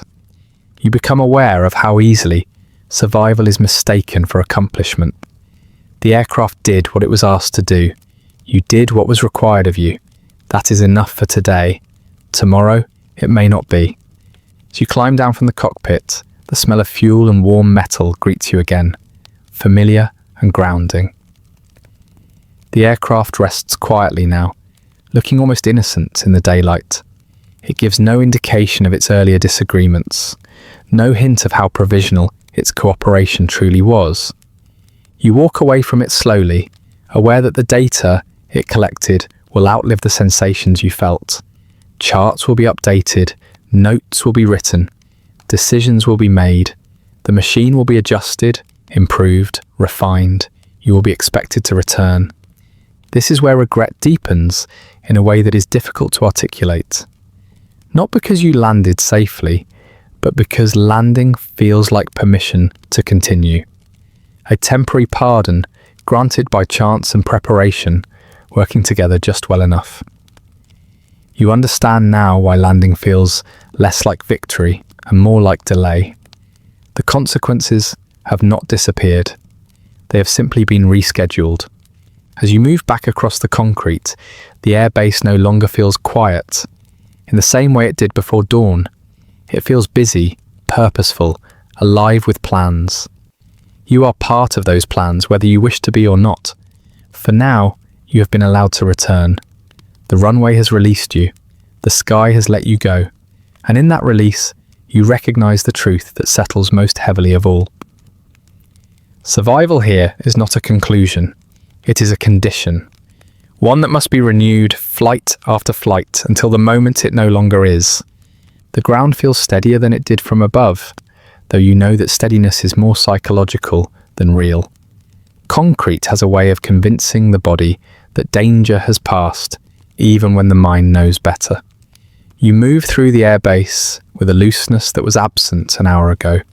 Your steps slower now, less deliberate, as if your body is cautiously testing the idea of rest. Inside the low building near the hangars, the smell changes again. Fuel and metal give way to something older and more human. Burnt coffee, stale tobacco, paper. It is a smell shaped by repetition rather than urgency, by days that blur together into a shared rhythm. Someone hands you a mug without asking. It is chipped at the rim, stained from years of use. The coffee inside is too strong and not quite hot enough, but you drink it anyway. The bitterness feels appropriate. It anchors you, pulls you fully back into yourself. Around you, voices overlap softly. Laughter appears in brief bursts, then fades. Someone makes a joke that does not quite land, and no one minds. The point is not humour. The point is familiarity. These are people who understand how much is left unsaid, and who have learned not to push too hard against that silence. You lean against a table, the mug warming your hands. Your flight suit is unzipped now, loosened just enough to signal that you are no longer inside the machine. You can feel your heartbeat more clearly here, no longer masked by engine vibration. It is steady, reliable. For the moment, it feels like a gift. A cigarette is offered. You accept it without thinking. The lighter flares briefly, then disappears. The first inhale is sharp, the smoke filling your lungs with something that is both unpleasant and oddly soothing. You exhale slowly, watching the smoke curl and dissipate into the room's stale air. No one talks about the flight directly. They never do, not right away. Details will come later, in reports and debriefs, and carefully chosen language. For now, the conversation circles around safer topics. Weather, food, someone's car that will not start in the cold. These subjects feel almost luxurious in their normality. This is how courage is handled here. It is not celebrated, it is folded quietly into routine, disguised as habit. You are expected to show up, do the work, and then rejoin the group as if nothing unusual has occurred. Making a fuss would suggest uncertainty, and uncertainty makes people uncomfortable. You notice how relaxed everyone appears, at least on the surface. Bodies lean easily against furniture. Shoulders are loose, faces show no sign of strain, and yet beneath that ease, you sense the same awareness you carry, the knowledge that this calm is provisional, that it has been earned temporarily and can be revoked without notice. Someone asks how it went. The question is casual, almost careless in its delivery. You answer it in the same tone. Fine, you say, or maybe about what we expected. The words feel adequate. They always do. No one presses for more. They understand the code. Anything truly important will surface later when it can be framed properly. Right now, the priority is to let the nervous system unwind, to let the body believe that the danger has passed. You take another sip of coffee. It tastes faintly of metal, of something left too long on a hot plate. You do not mind. Taste feels secondary to warmth. The mug fits your hands perfectly. Its imperfections familiar. The cigarette burns down slowly, ash lengthening, then dropping onto the floor. No one bothers to clean it immediately. Small messes are tolerated here. They are evidence that people exist, that something happened. You listen more than you speak, letting the room's rhythm carry you. There is comfort in this shared quiet, in the understanding that no one needs to explain themselves. You are all bound by the same unspoken agreement. Do not dwell too long on what could have gone wrong. This, too, is part of the Cold War. The ability to normalize risk, to absorb it into daily life until it becomes background noise. It is not enough to build machines that can fly faster and higher. You must also build people who can live with the implications of that speed and height. You think about how strange it is that the most dangerous moments of your day are followed by the most ordinary ones. A successful flight is rewarded not with ceremony, But with coffee and cigarettes and conversations that could belong to any workplace, the contrast is jarring if you look at it too closely, so you do not. Someone laughs again, this time more genuinely. The sound lifts briefly, then settles. You feel your shoulders drop another fraction, tension releasing in stages rather than all at once. Adrenaline drains slowly. It always does. There is a faint absurdity to this ritual that you recognize but never mention. You have just entrusted your life to a machine that exists partly as an experiment, and now you are debating whether the coffee tastes worse than usual. The mind adapts quickly to survive. Perspective is flexible when it needs to be. You stub out the cigarette and set the mug down, feeling the roughness of the table beneath your fingers. The physicality of the moment matters. Touch reminds you that you are here, intact, accounted for. At some point, someone will ask for details. There will be questions, follow-ups, careful notes taken in neutral handwriting, what you felt, what you noticed, when it happened. Those conversations will be calm too, but more focused, more precise. They will translate sensation into data, experience into numbers. For now, though, the courage required is smaller and quieter.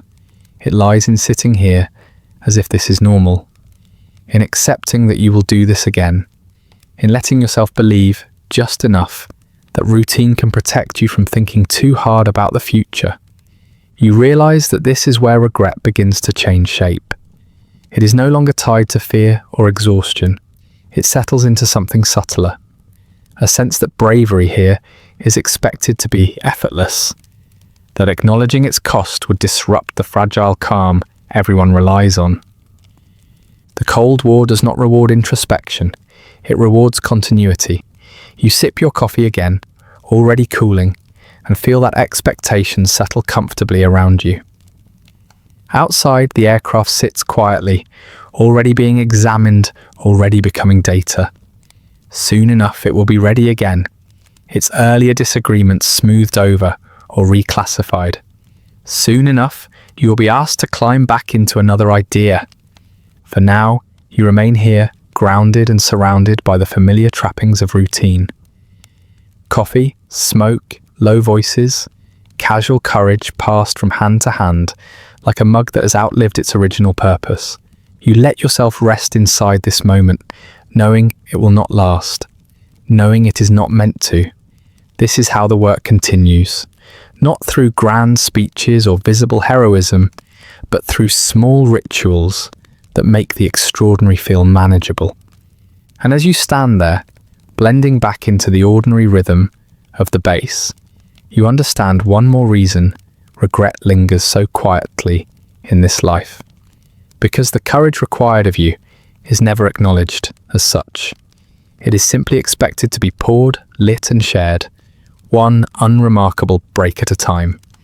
The room eventually empties, not all at once, but gradually, as people drift back toward their own corners of the base. Mugs are left in sinks, ashtrays are nudged aside, conversations dissolve without conclusions. You step back into the open air, carrying with you a quiet heaviness that coffee never quite reaches. Days pass like this. Flights blend into one another. The routine settles in deeper, smoothing over the sharp edges of memory. And then, without announcement, something is missing. At first, it is subtle. A name absent from a board where assignments are posted. A chair left empty, a little longer than usual. Someone you expect to see does not appear, and no one comments on it. The absence feels temporary at first, easy to excuse. Sick leave, a transfer, paperwork delayed somewhere along the chain. The Cold War is very good at making absence feel administrative. You notice the way people avoid looking too closely at the gaps. Eyes skim past missing names. Conversations adjust themselves unconsciously, rerouting around subjects that might linger. It is not denial, it is efficiency. Dwelling disrupts workflow. Eventually the truth arrives, but it does not announce itself loudly. It comes in fragments. A memo posted quietly, a change in tone, a meeting that happens without you present, then another that includes you but says very little. When the words are finally spoken, they are careful, almost ceremonial. An accident, a malfunction, a loss. The language is precise, respectful, and empty in a way that feels intentional. It does not describe what it felt like. It does not describe what went wrong. It simply states that someone is no longer part of the schedule. You think of the person behind the name, their laugh, their habits, the way they held a mug or adjusted their gloves. You remember conversations that drifted nowhere in particular, complaints about the weather, dry jokes made while waiting for engines to cool. None of those details appear in the record. They are unnecessary, according to the logic of the system. Soon after, there is something physical to mark the absence. A plaque, perhaps. A small polished rectangle mounted on a wall that already holds several others. Names etched, neatly, evenly spaced. Dates compressed into simple lines. The presentation is tasteful, somber, final. You stand in front of it longer than you intend to.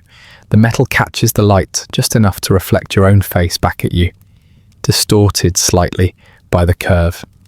You recognize yourself there, still present, still listed, still expected. There is a moment when you wonder how long it takes for a life to become a footnote. Not long, it seems. Once the data has been gathered, once the conclusions have been drawn, once procedures have been adjusted, there is very little left to discuss. The Cold War values continuity. It absorbs loss quietly, efficiently, folding it into progress, as though it were a necessary adjustment rather than a rupture. You notice how quickly people adapt. Schedules are revised, responsibilities redistributed. Someone else fills the slot. The work continues, uninterrupted. The machine does not pause for grief. It barely acknowledges it. This is not cruelty. It is structure. You find yourself thinking about how close everything feels now. How the distance between a name on a schedule and a name on a plaque feels alarmingly short. You do not speak this thought aloud. You know better. There are places for certain kinds of reflection, and this is not one of them. Instead, you adjust, like everyone else. You catch yourself listening more closely during briefings, not because the information has changed, but because the stakes feel more personal. You notice how easily someone's absence is framed as unfortunate but acceptable. How quickly it becomes part of the background narrative rather than the center of it. There is a strange loneliness in realizing that survival here does not elevate you. It simply keeps you available. You remember the way you once talked with these people about the future. Not in grand terms, but in small, ordinary ways. Plans deferred, ideas half-formed, the assumption that there would be time. That assumption feels fragile now. The aircraft do not remember who flew them. They carry no record of hands on controls, of bodies pressed into seats, of breaths held during moments that never made it into reports. They move on, improved, adjusted, refined. You, however, remember. You remember how someone used to stand beside you on the tarmac, squinting into the light, how they complained about the coffee and drank it anyway, how they laughed at jokes that were not particularly funny, because laughter made the waiting easier. Those memories have no place to go. They are not actionable. They do not contribute to safety margins or performance improvements. They remain with you, unshared, accumulating quietly. The footnotes grow longer over time. More names appear. Some you knew well, some only in passing. Each one adds weight to the walls, to the air, to the unspoken understanding that this is not an exception. It is a pattern. You realize that this is one of the deeper regrets of this life. Not the danger itself, but the way it erases people so cleanly. How quickly individuality is smoothed into category. Pilot, incident, case study. The Cold War prefers its sacrifices abstract. It allows people to grieve privately, as long as the system remains untroubled. You are permitted to feel loss, but not to let it interfere. So you learn to carry it quietly. You notice how conversations shift when certain names come up, how voices lower, how sentences trail off before reaching anything too specific. Silence becomes a form of respect. It is easier than explanation, and yet silence has a way of filling itself. At night, when the base quiets and the machines rest, thoughts surface uninvited. You imagine alternate outcomes, minor changes, small decisions that might have led elsewhere. You know this is unproductive. You do it anyway. You begin to understand how history is written, not just by those who document it, but by those who choose what to omit. The Cold War will be remembered for its technology, its tension, its restraint. It will not dwell on the individuals who inhabited its margins. You are one of those individuals, for now. There is a moment standing alone near the hangars, as evening settles in, when you feel the weight of all the names that are no longer called. The aircraft sit quietly, their metal skins cooling, indifferent to who flew them last. Tomorrow, they will fly again, perhaps with someone new. You remain, still listed, still present. The knowledge does not comfort you as much as it once did. Watching friends disappear into footnotes teaches you something that no briefing ever could. That survival here is not about heroism or reward. It is about timing, about being absent from the wrong moment. You walk away from the plaques eventually, because there is nothing else to do. The work continues, it always does, but as you move back into the rhythm of the base, you carry with you the quiet understanding that one day, without ceremony, your own name could make the same transition. And that, more than the danger, more than the numbers or the machines, is what settles deepest. Knowing how easily a life can be reduced to a line of text, and how quickly the world adjusts to that reduction. You keep walking, you keep flying, you keep showing up. The footnotes wait patiently. Time moves differently once names have stopped appearing where you expect them. Not faster exactly, more efficiently. Days compress themselves into a series of tasks, flights, notes, revisions. The work continues with a steadiness that feels almost intentional, as though momentum itself has learned how to ignore absence. The aircraft you flew last month no longer exists in quite the same form. Panels have been removed, reattached, reinforced.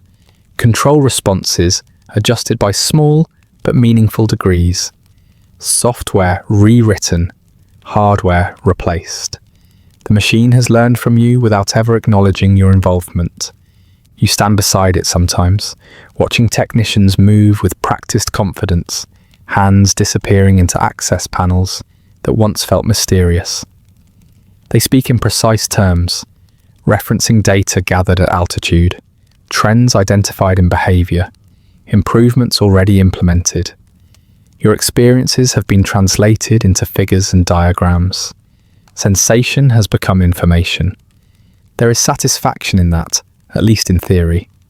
This is the reason you are here, to contribute, to push the machine far enough that it teaches its designers something useful. And yet standing there, you feel a faint distance growing between yourself and the aircraft. It no longer needs you in the same way. It has absorbed what it can. Progress is polite like that. It takes what it requires and moves on. You notice how easily success is redefined. A flight that once felt tense is now described as expected behavior. An instability that demanded constant attention becomes a resolved issue. The narrative shifts subtly, reshaping itself around the improved machine. What was once uncertain becomes inevitable in retrospect. You listen to conversations about performance increases, expanded envelopes, new capabilities. Words like breakthrough and milestone surface more often now. They are spoken with quiet pride, never with irony. The tone suggests achievement, accomplishment, forward motion. No one asks how it felt when the aircraft argued back. No one asks what it cost to gather the data that made these improvements possible. Those details are not required. They complicate the story. You begin to understand how history prefers to be written, cleanly, confidently, without hesitation. It favors results over process, outcomes over experience. The discomfort, the uncertainty, the fatigue, all dissolve once the machine performs as intended. You are invited to briefings where the aircraft's evolution is presented as a logical sequence.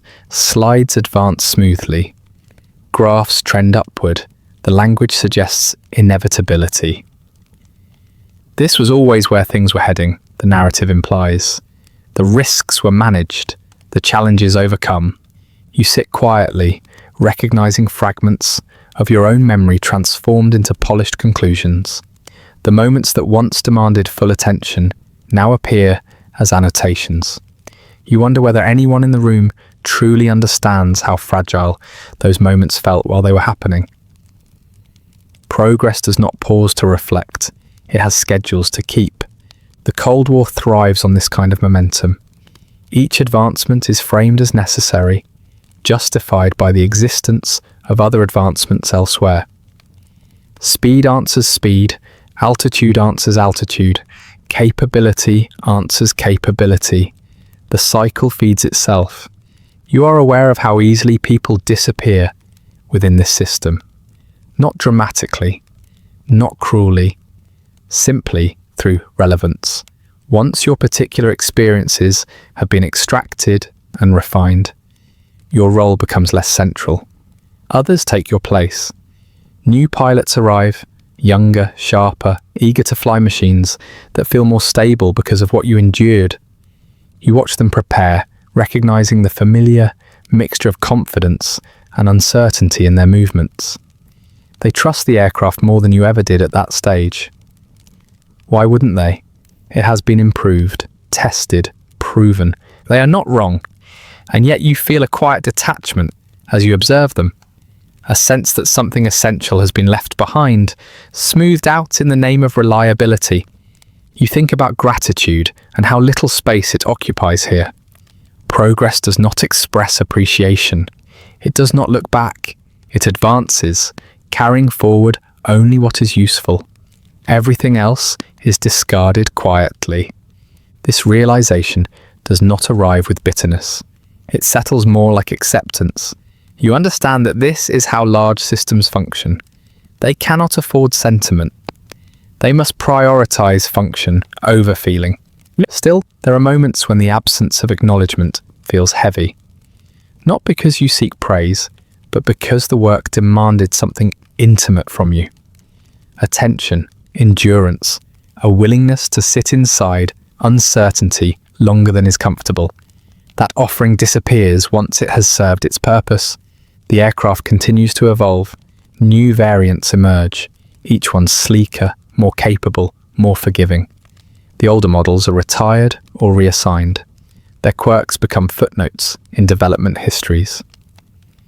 The arguments they once made are resolved, forgotten. You notice how quickly people adapt to these improvements. What once felt extraordinary becomes baseline. Expectations rise. The margin for error narrows again, even as machines grow more capable. Progress has a way of resetting the scale. You're asked to fly again, of course. New ideas require new bodies. You agree because that is what you do. The cycle repeats, familiar and slightly more distant each time. There is a faint weariness that accompanies this repetition. Not physical exhaustion, but something quieter. A sense that you are always arriving just in time to help something become stable enough to leave you behind. History will remember the aircraft, the program, the era. It will celebrate restraint, innovation, deterrence. It will frame the Cold War as a triumph of control over chaos.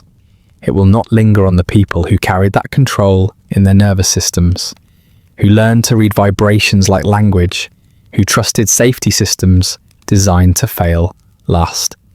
You think about how strange it is that progress depends so heavily on individuals while simultaneously erasing them.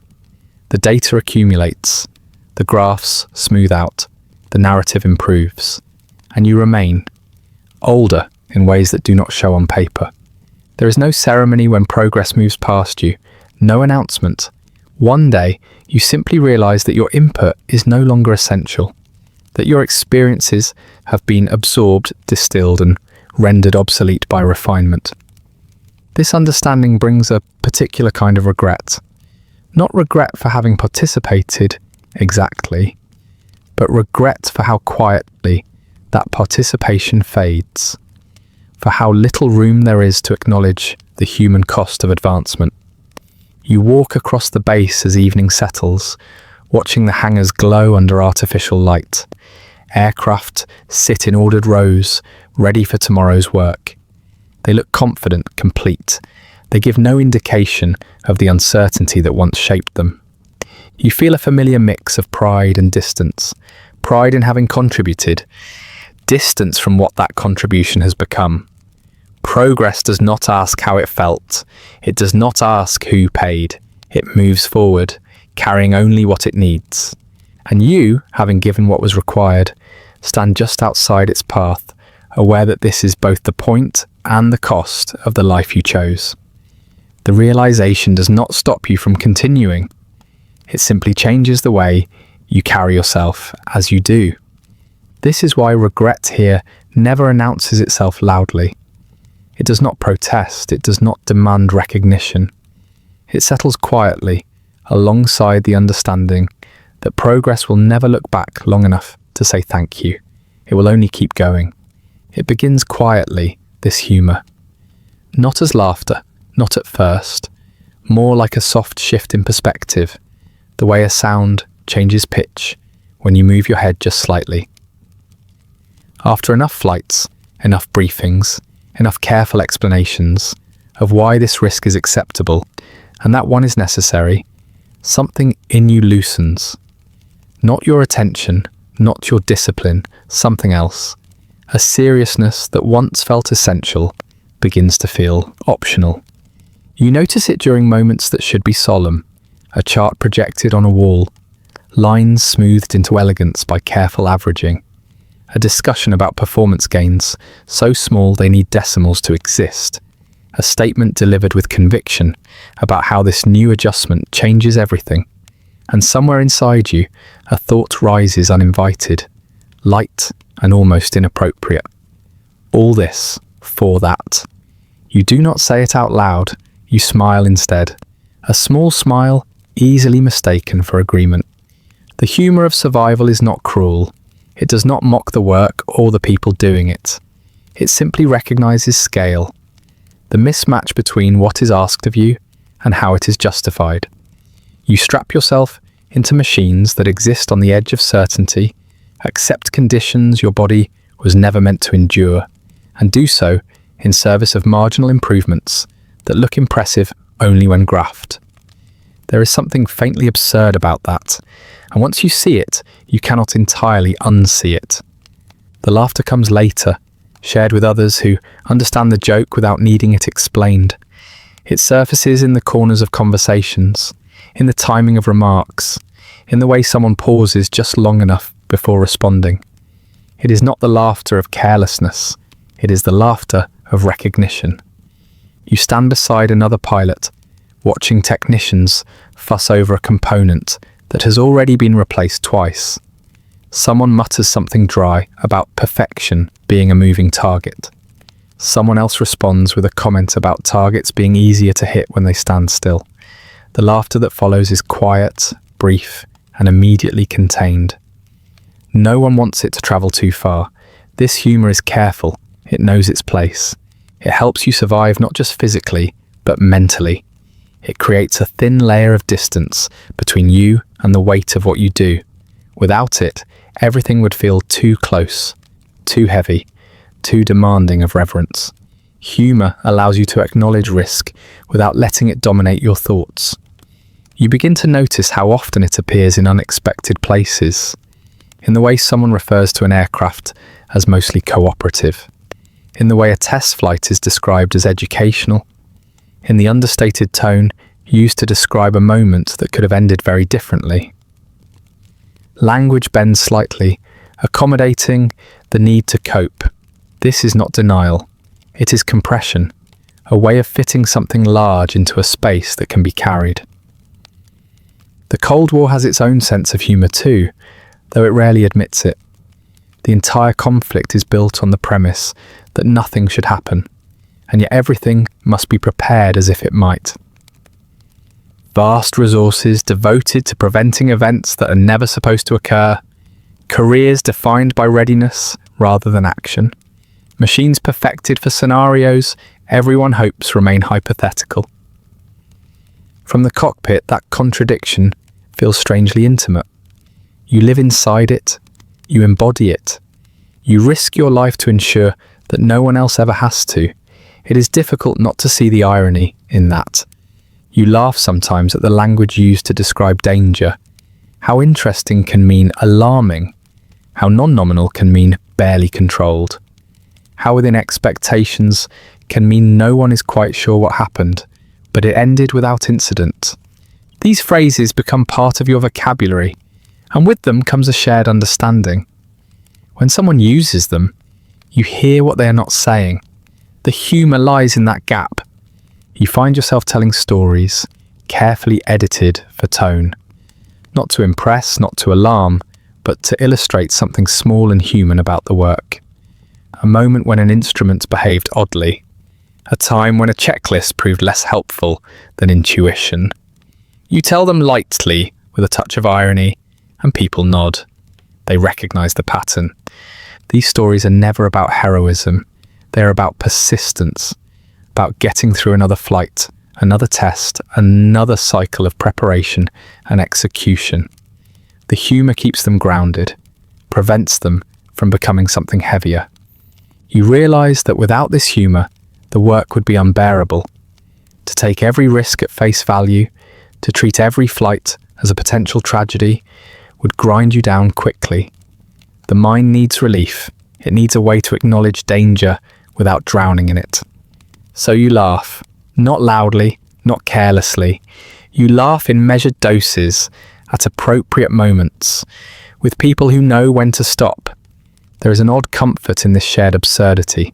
It binds you together more effectively than formal recognition ever could. It creates a quiet solidarity, a sense that you are not alone in seeing the contradictions, the trade-offs, the strange bargains made in the name of progress. You notice how this humour changes over time. Early on, it feels forced, a way of pretending confidence. Later, it becomes more genuine, tinged with fatigue and experience. The jokes grow drier, the pauses grow longer, the laughter grows softer. It reflects survival rather than bravado. You begin to laugh at yourself too, at how seriously you once took certain milestones, at how certain you were that this flight or that test would finally bring clarity. Experience teaches you that clarity is fleeting. The questions simply evolve. There is something liberating in recognizing that, in allowing yourself to see the work as both important and faintly ridiculous, both necessary and strangely overcomplicated. The aircraft do not share your sense of humour. They continue to behave according to physics, indifferent to irony. But the people around them do, and that matters. You find that this humour makes the regret easier to carry. It does not erase it, it reframes it. Instead of bitterness, there is a kind of wry acceptance. You understand the game you're playing, the stakes involved, and the reasons it continues. You're not angry about it, you are simply aware. At night, when the bass quiets and the day's intensity fades, you sometimes replay moments in your mind and find yourself smiling at details that would have terrified you earlier in your career. Not because they were harmless, but because you survived them, because they have been absorbed into the long, strange narrative of your life. This is the strange humour of survival. It does not trivialise danger, it acknowledges it, then refuses to let it define everything.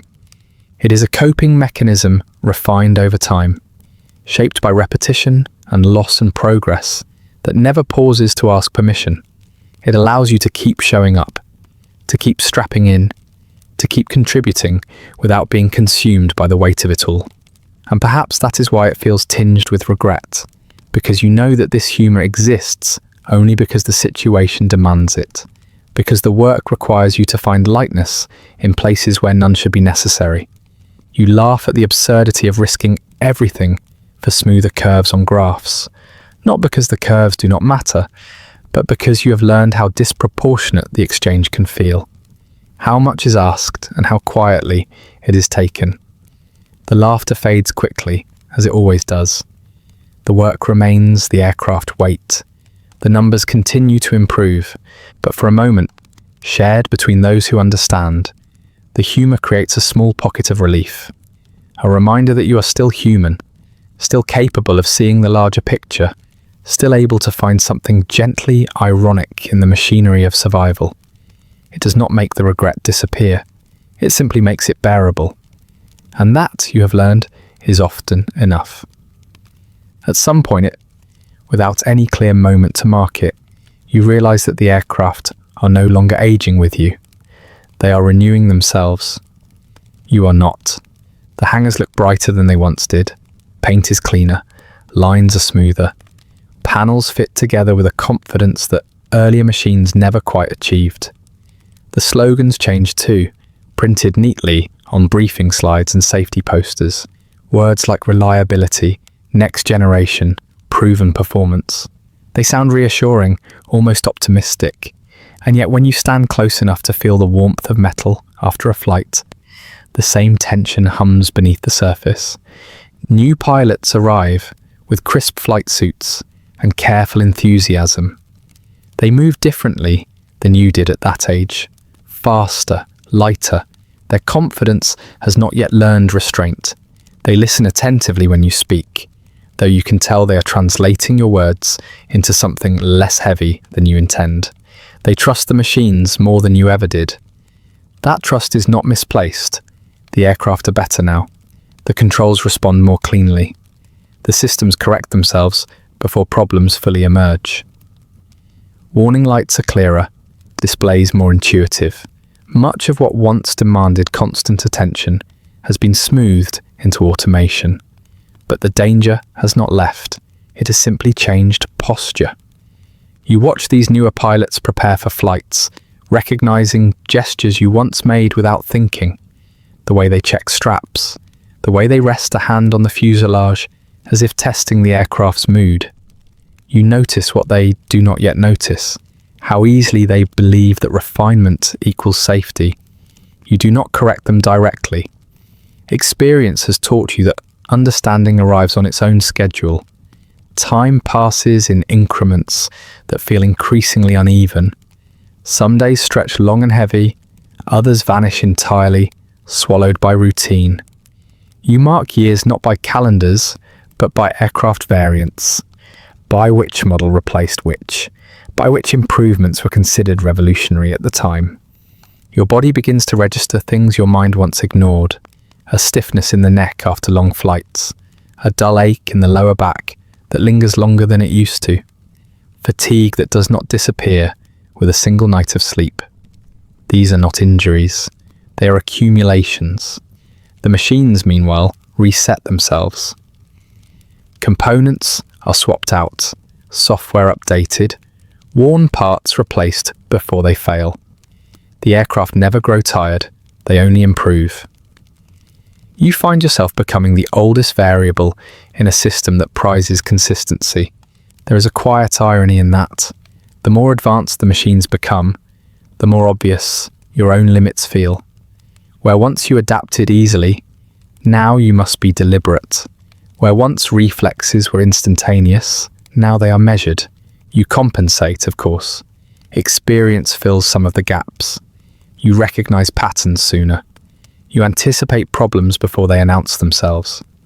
You fly with an economy that younger pilots have not yet learned, but experience does not grant invulnerability. It simply sharpens awareness.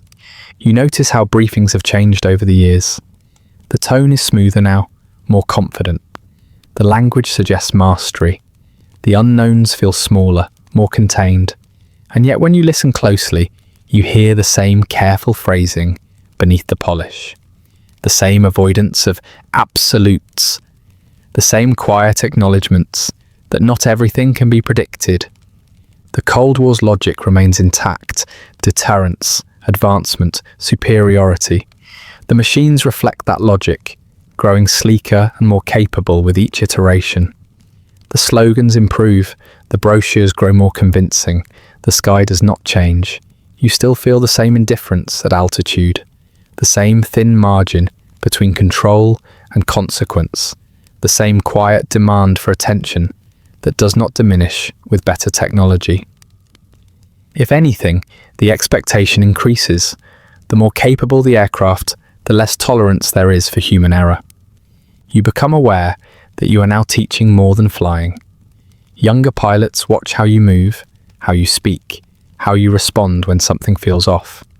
They absorb your caution, even when they do not fully understand it. You see fragments of yourself reflected back at you, filtered through a different era. They ask questions sometimes about older aircraft, older incidents, older methods. You answer carefully, not wanting to burden them too early with what they will eventually learn anyway. There is a balance to be struck between honesty and discouragement. You realize how little the core experience has changed. Despite better materials, improved aerodynamics, refined systems, the fundamental exchange remains the same. A human body inside a machine, moving through an environment that does not forgive mistakes. The danger feels oddly constant. You think about how the Cold War itself has aged, how it has softened in public memory, reframed as a period of restraint and near misses rather than lived tension. Younger people speak of it with academic distance. They know the outcomes, they know how it ended. You lived inside it not knowing. That uncertainty shaped you in ways that are difficult to explain. It taught patience, it taught skepticism, it taught you how to exist comfortably inside unresolved questions. The machines improved, but the mindset remained. There is a moment, watching a younger pilot taxi out for a flight in an aircraft far more advanced than anything you flew early on, when you feel a quiet displacement. Not jealousy, not regret exactly, something closer to recognition. They are beginning a cycle you know intimately. You wonder how long it will take before they too feel older than the machines they fly, before the pace of progress begins to outstrip their sense of renewal, before experience starts to feel heavier than innovation. Your own flights become less frequent now, not because you cannot fly, but because there are others who should, others who need the experience, others whose bodies can absorb the strain more easily. You accept this with more grace than you expected. There is relief in stepping back, even as there is loss. You did not realize how tightly your identity had become wrapped around the act of flying until it loosened. The aircraft continue without you. They always do. You walk through the hangars and feel like a visitor in a place that once defined you. The sounds are familiar, the smells unchanged, and yet something subtle has shifted. You are no longer aligned perfectly with the rhythm of progress. You are slightly out of phase.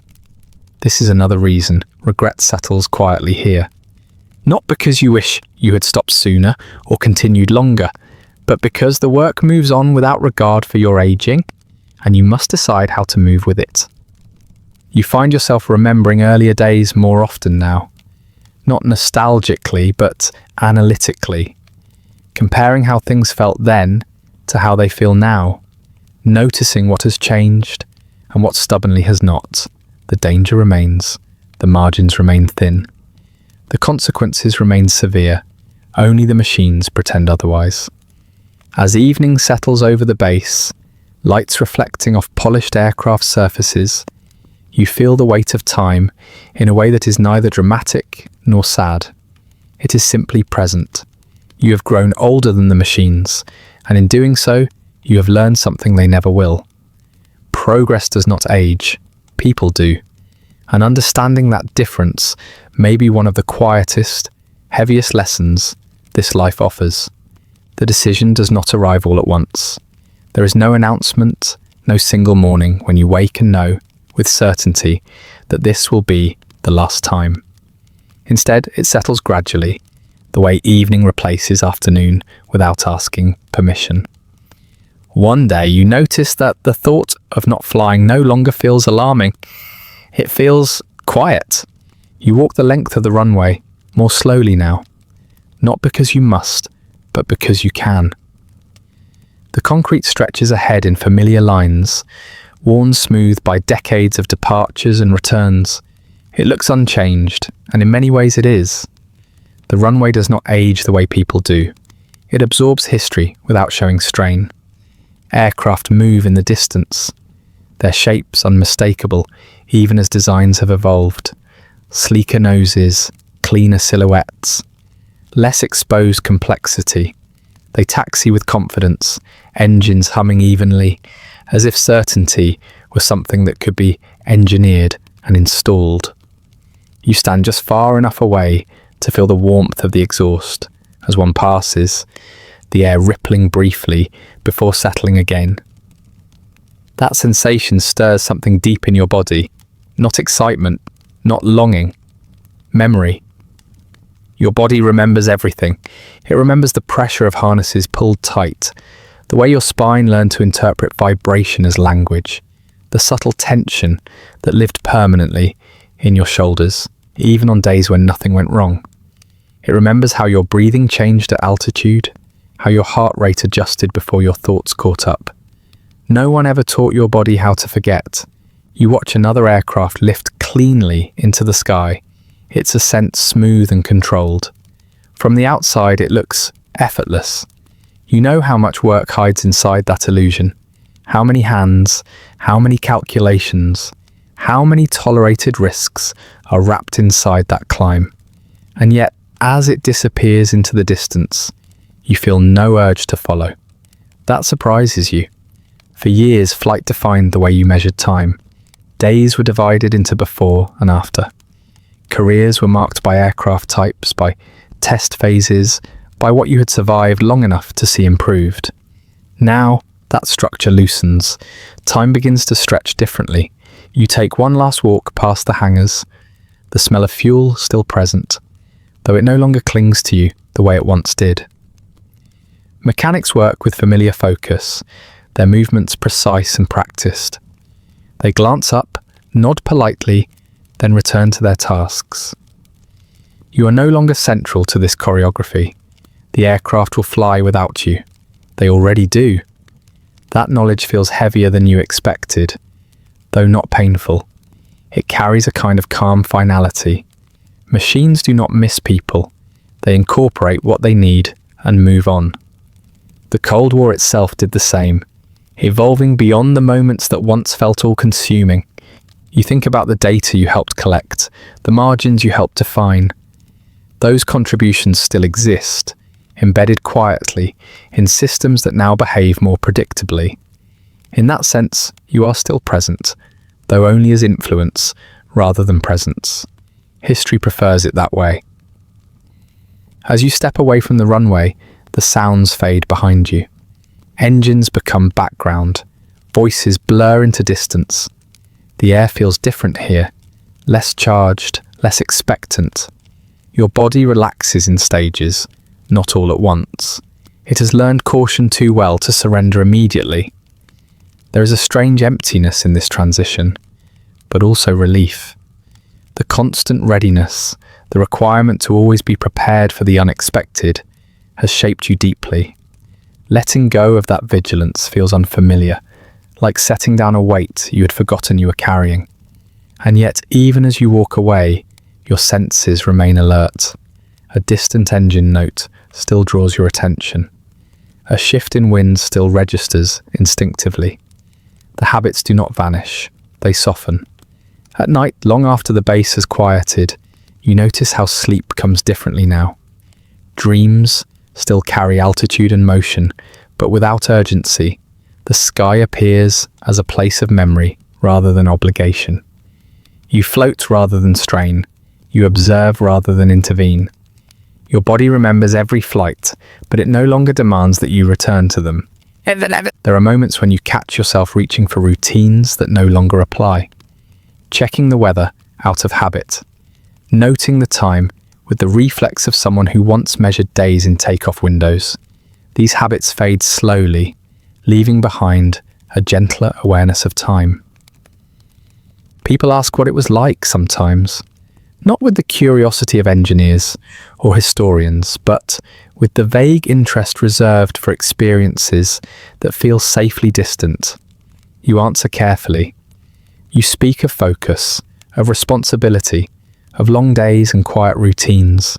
You rarely mention the uncertainty, the negotiations with machines that did not always agree, the fatigue that settled into your bones over years of sustained attention. Those details feel unnecessary now. They belong to a life that has already concluded its most demanding chapter. As you grow accustomed to this quieter rhythm, regret reveals its final shape. It is not regret for the danger. You accepted that knowingly. It is not regret for the losses, though they remain with you. It is regret for how thoroughly the work required you to live inside a state of readiness that never truly switched off. How long it took to remember what it felt like not to listen for vibrations that might never come. You stand one evening at the edge of the base, watching the last light fade from the sky. The aircraft are quiet now, resting. Tomorrow, they will fly again. Someone else will sit where you once did, interpreting sensations, making judgments, lending their nervous system to progress. You wish them well, though you do not say it aloud. Walking away does not erase what you have done. It simply releases you from doing it again.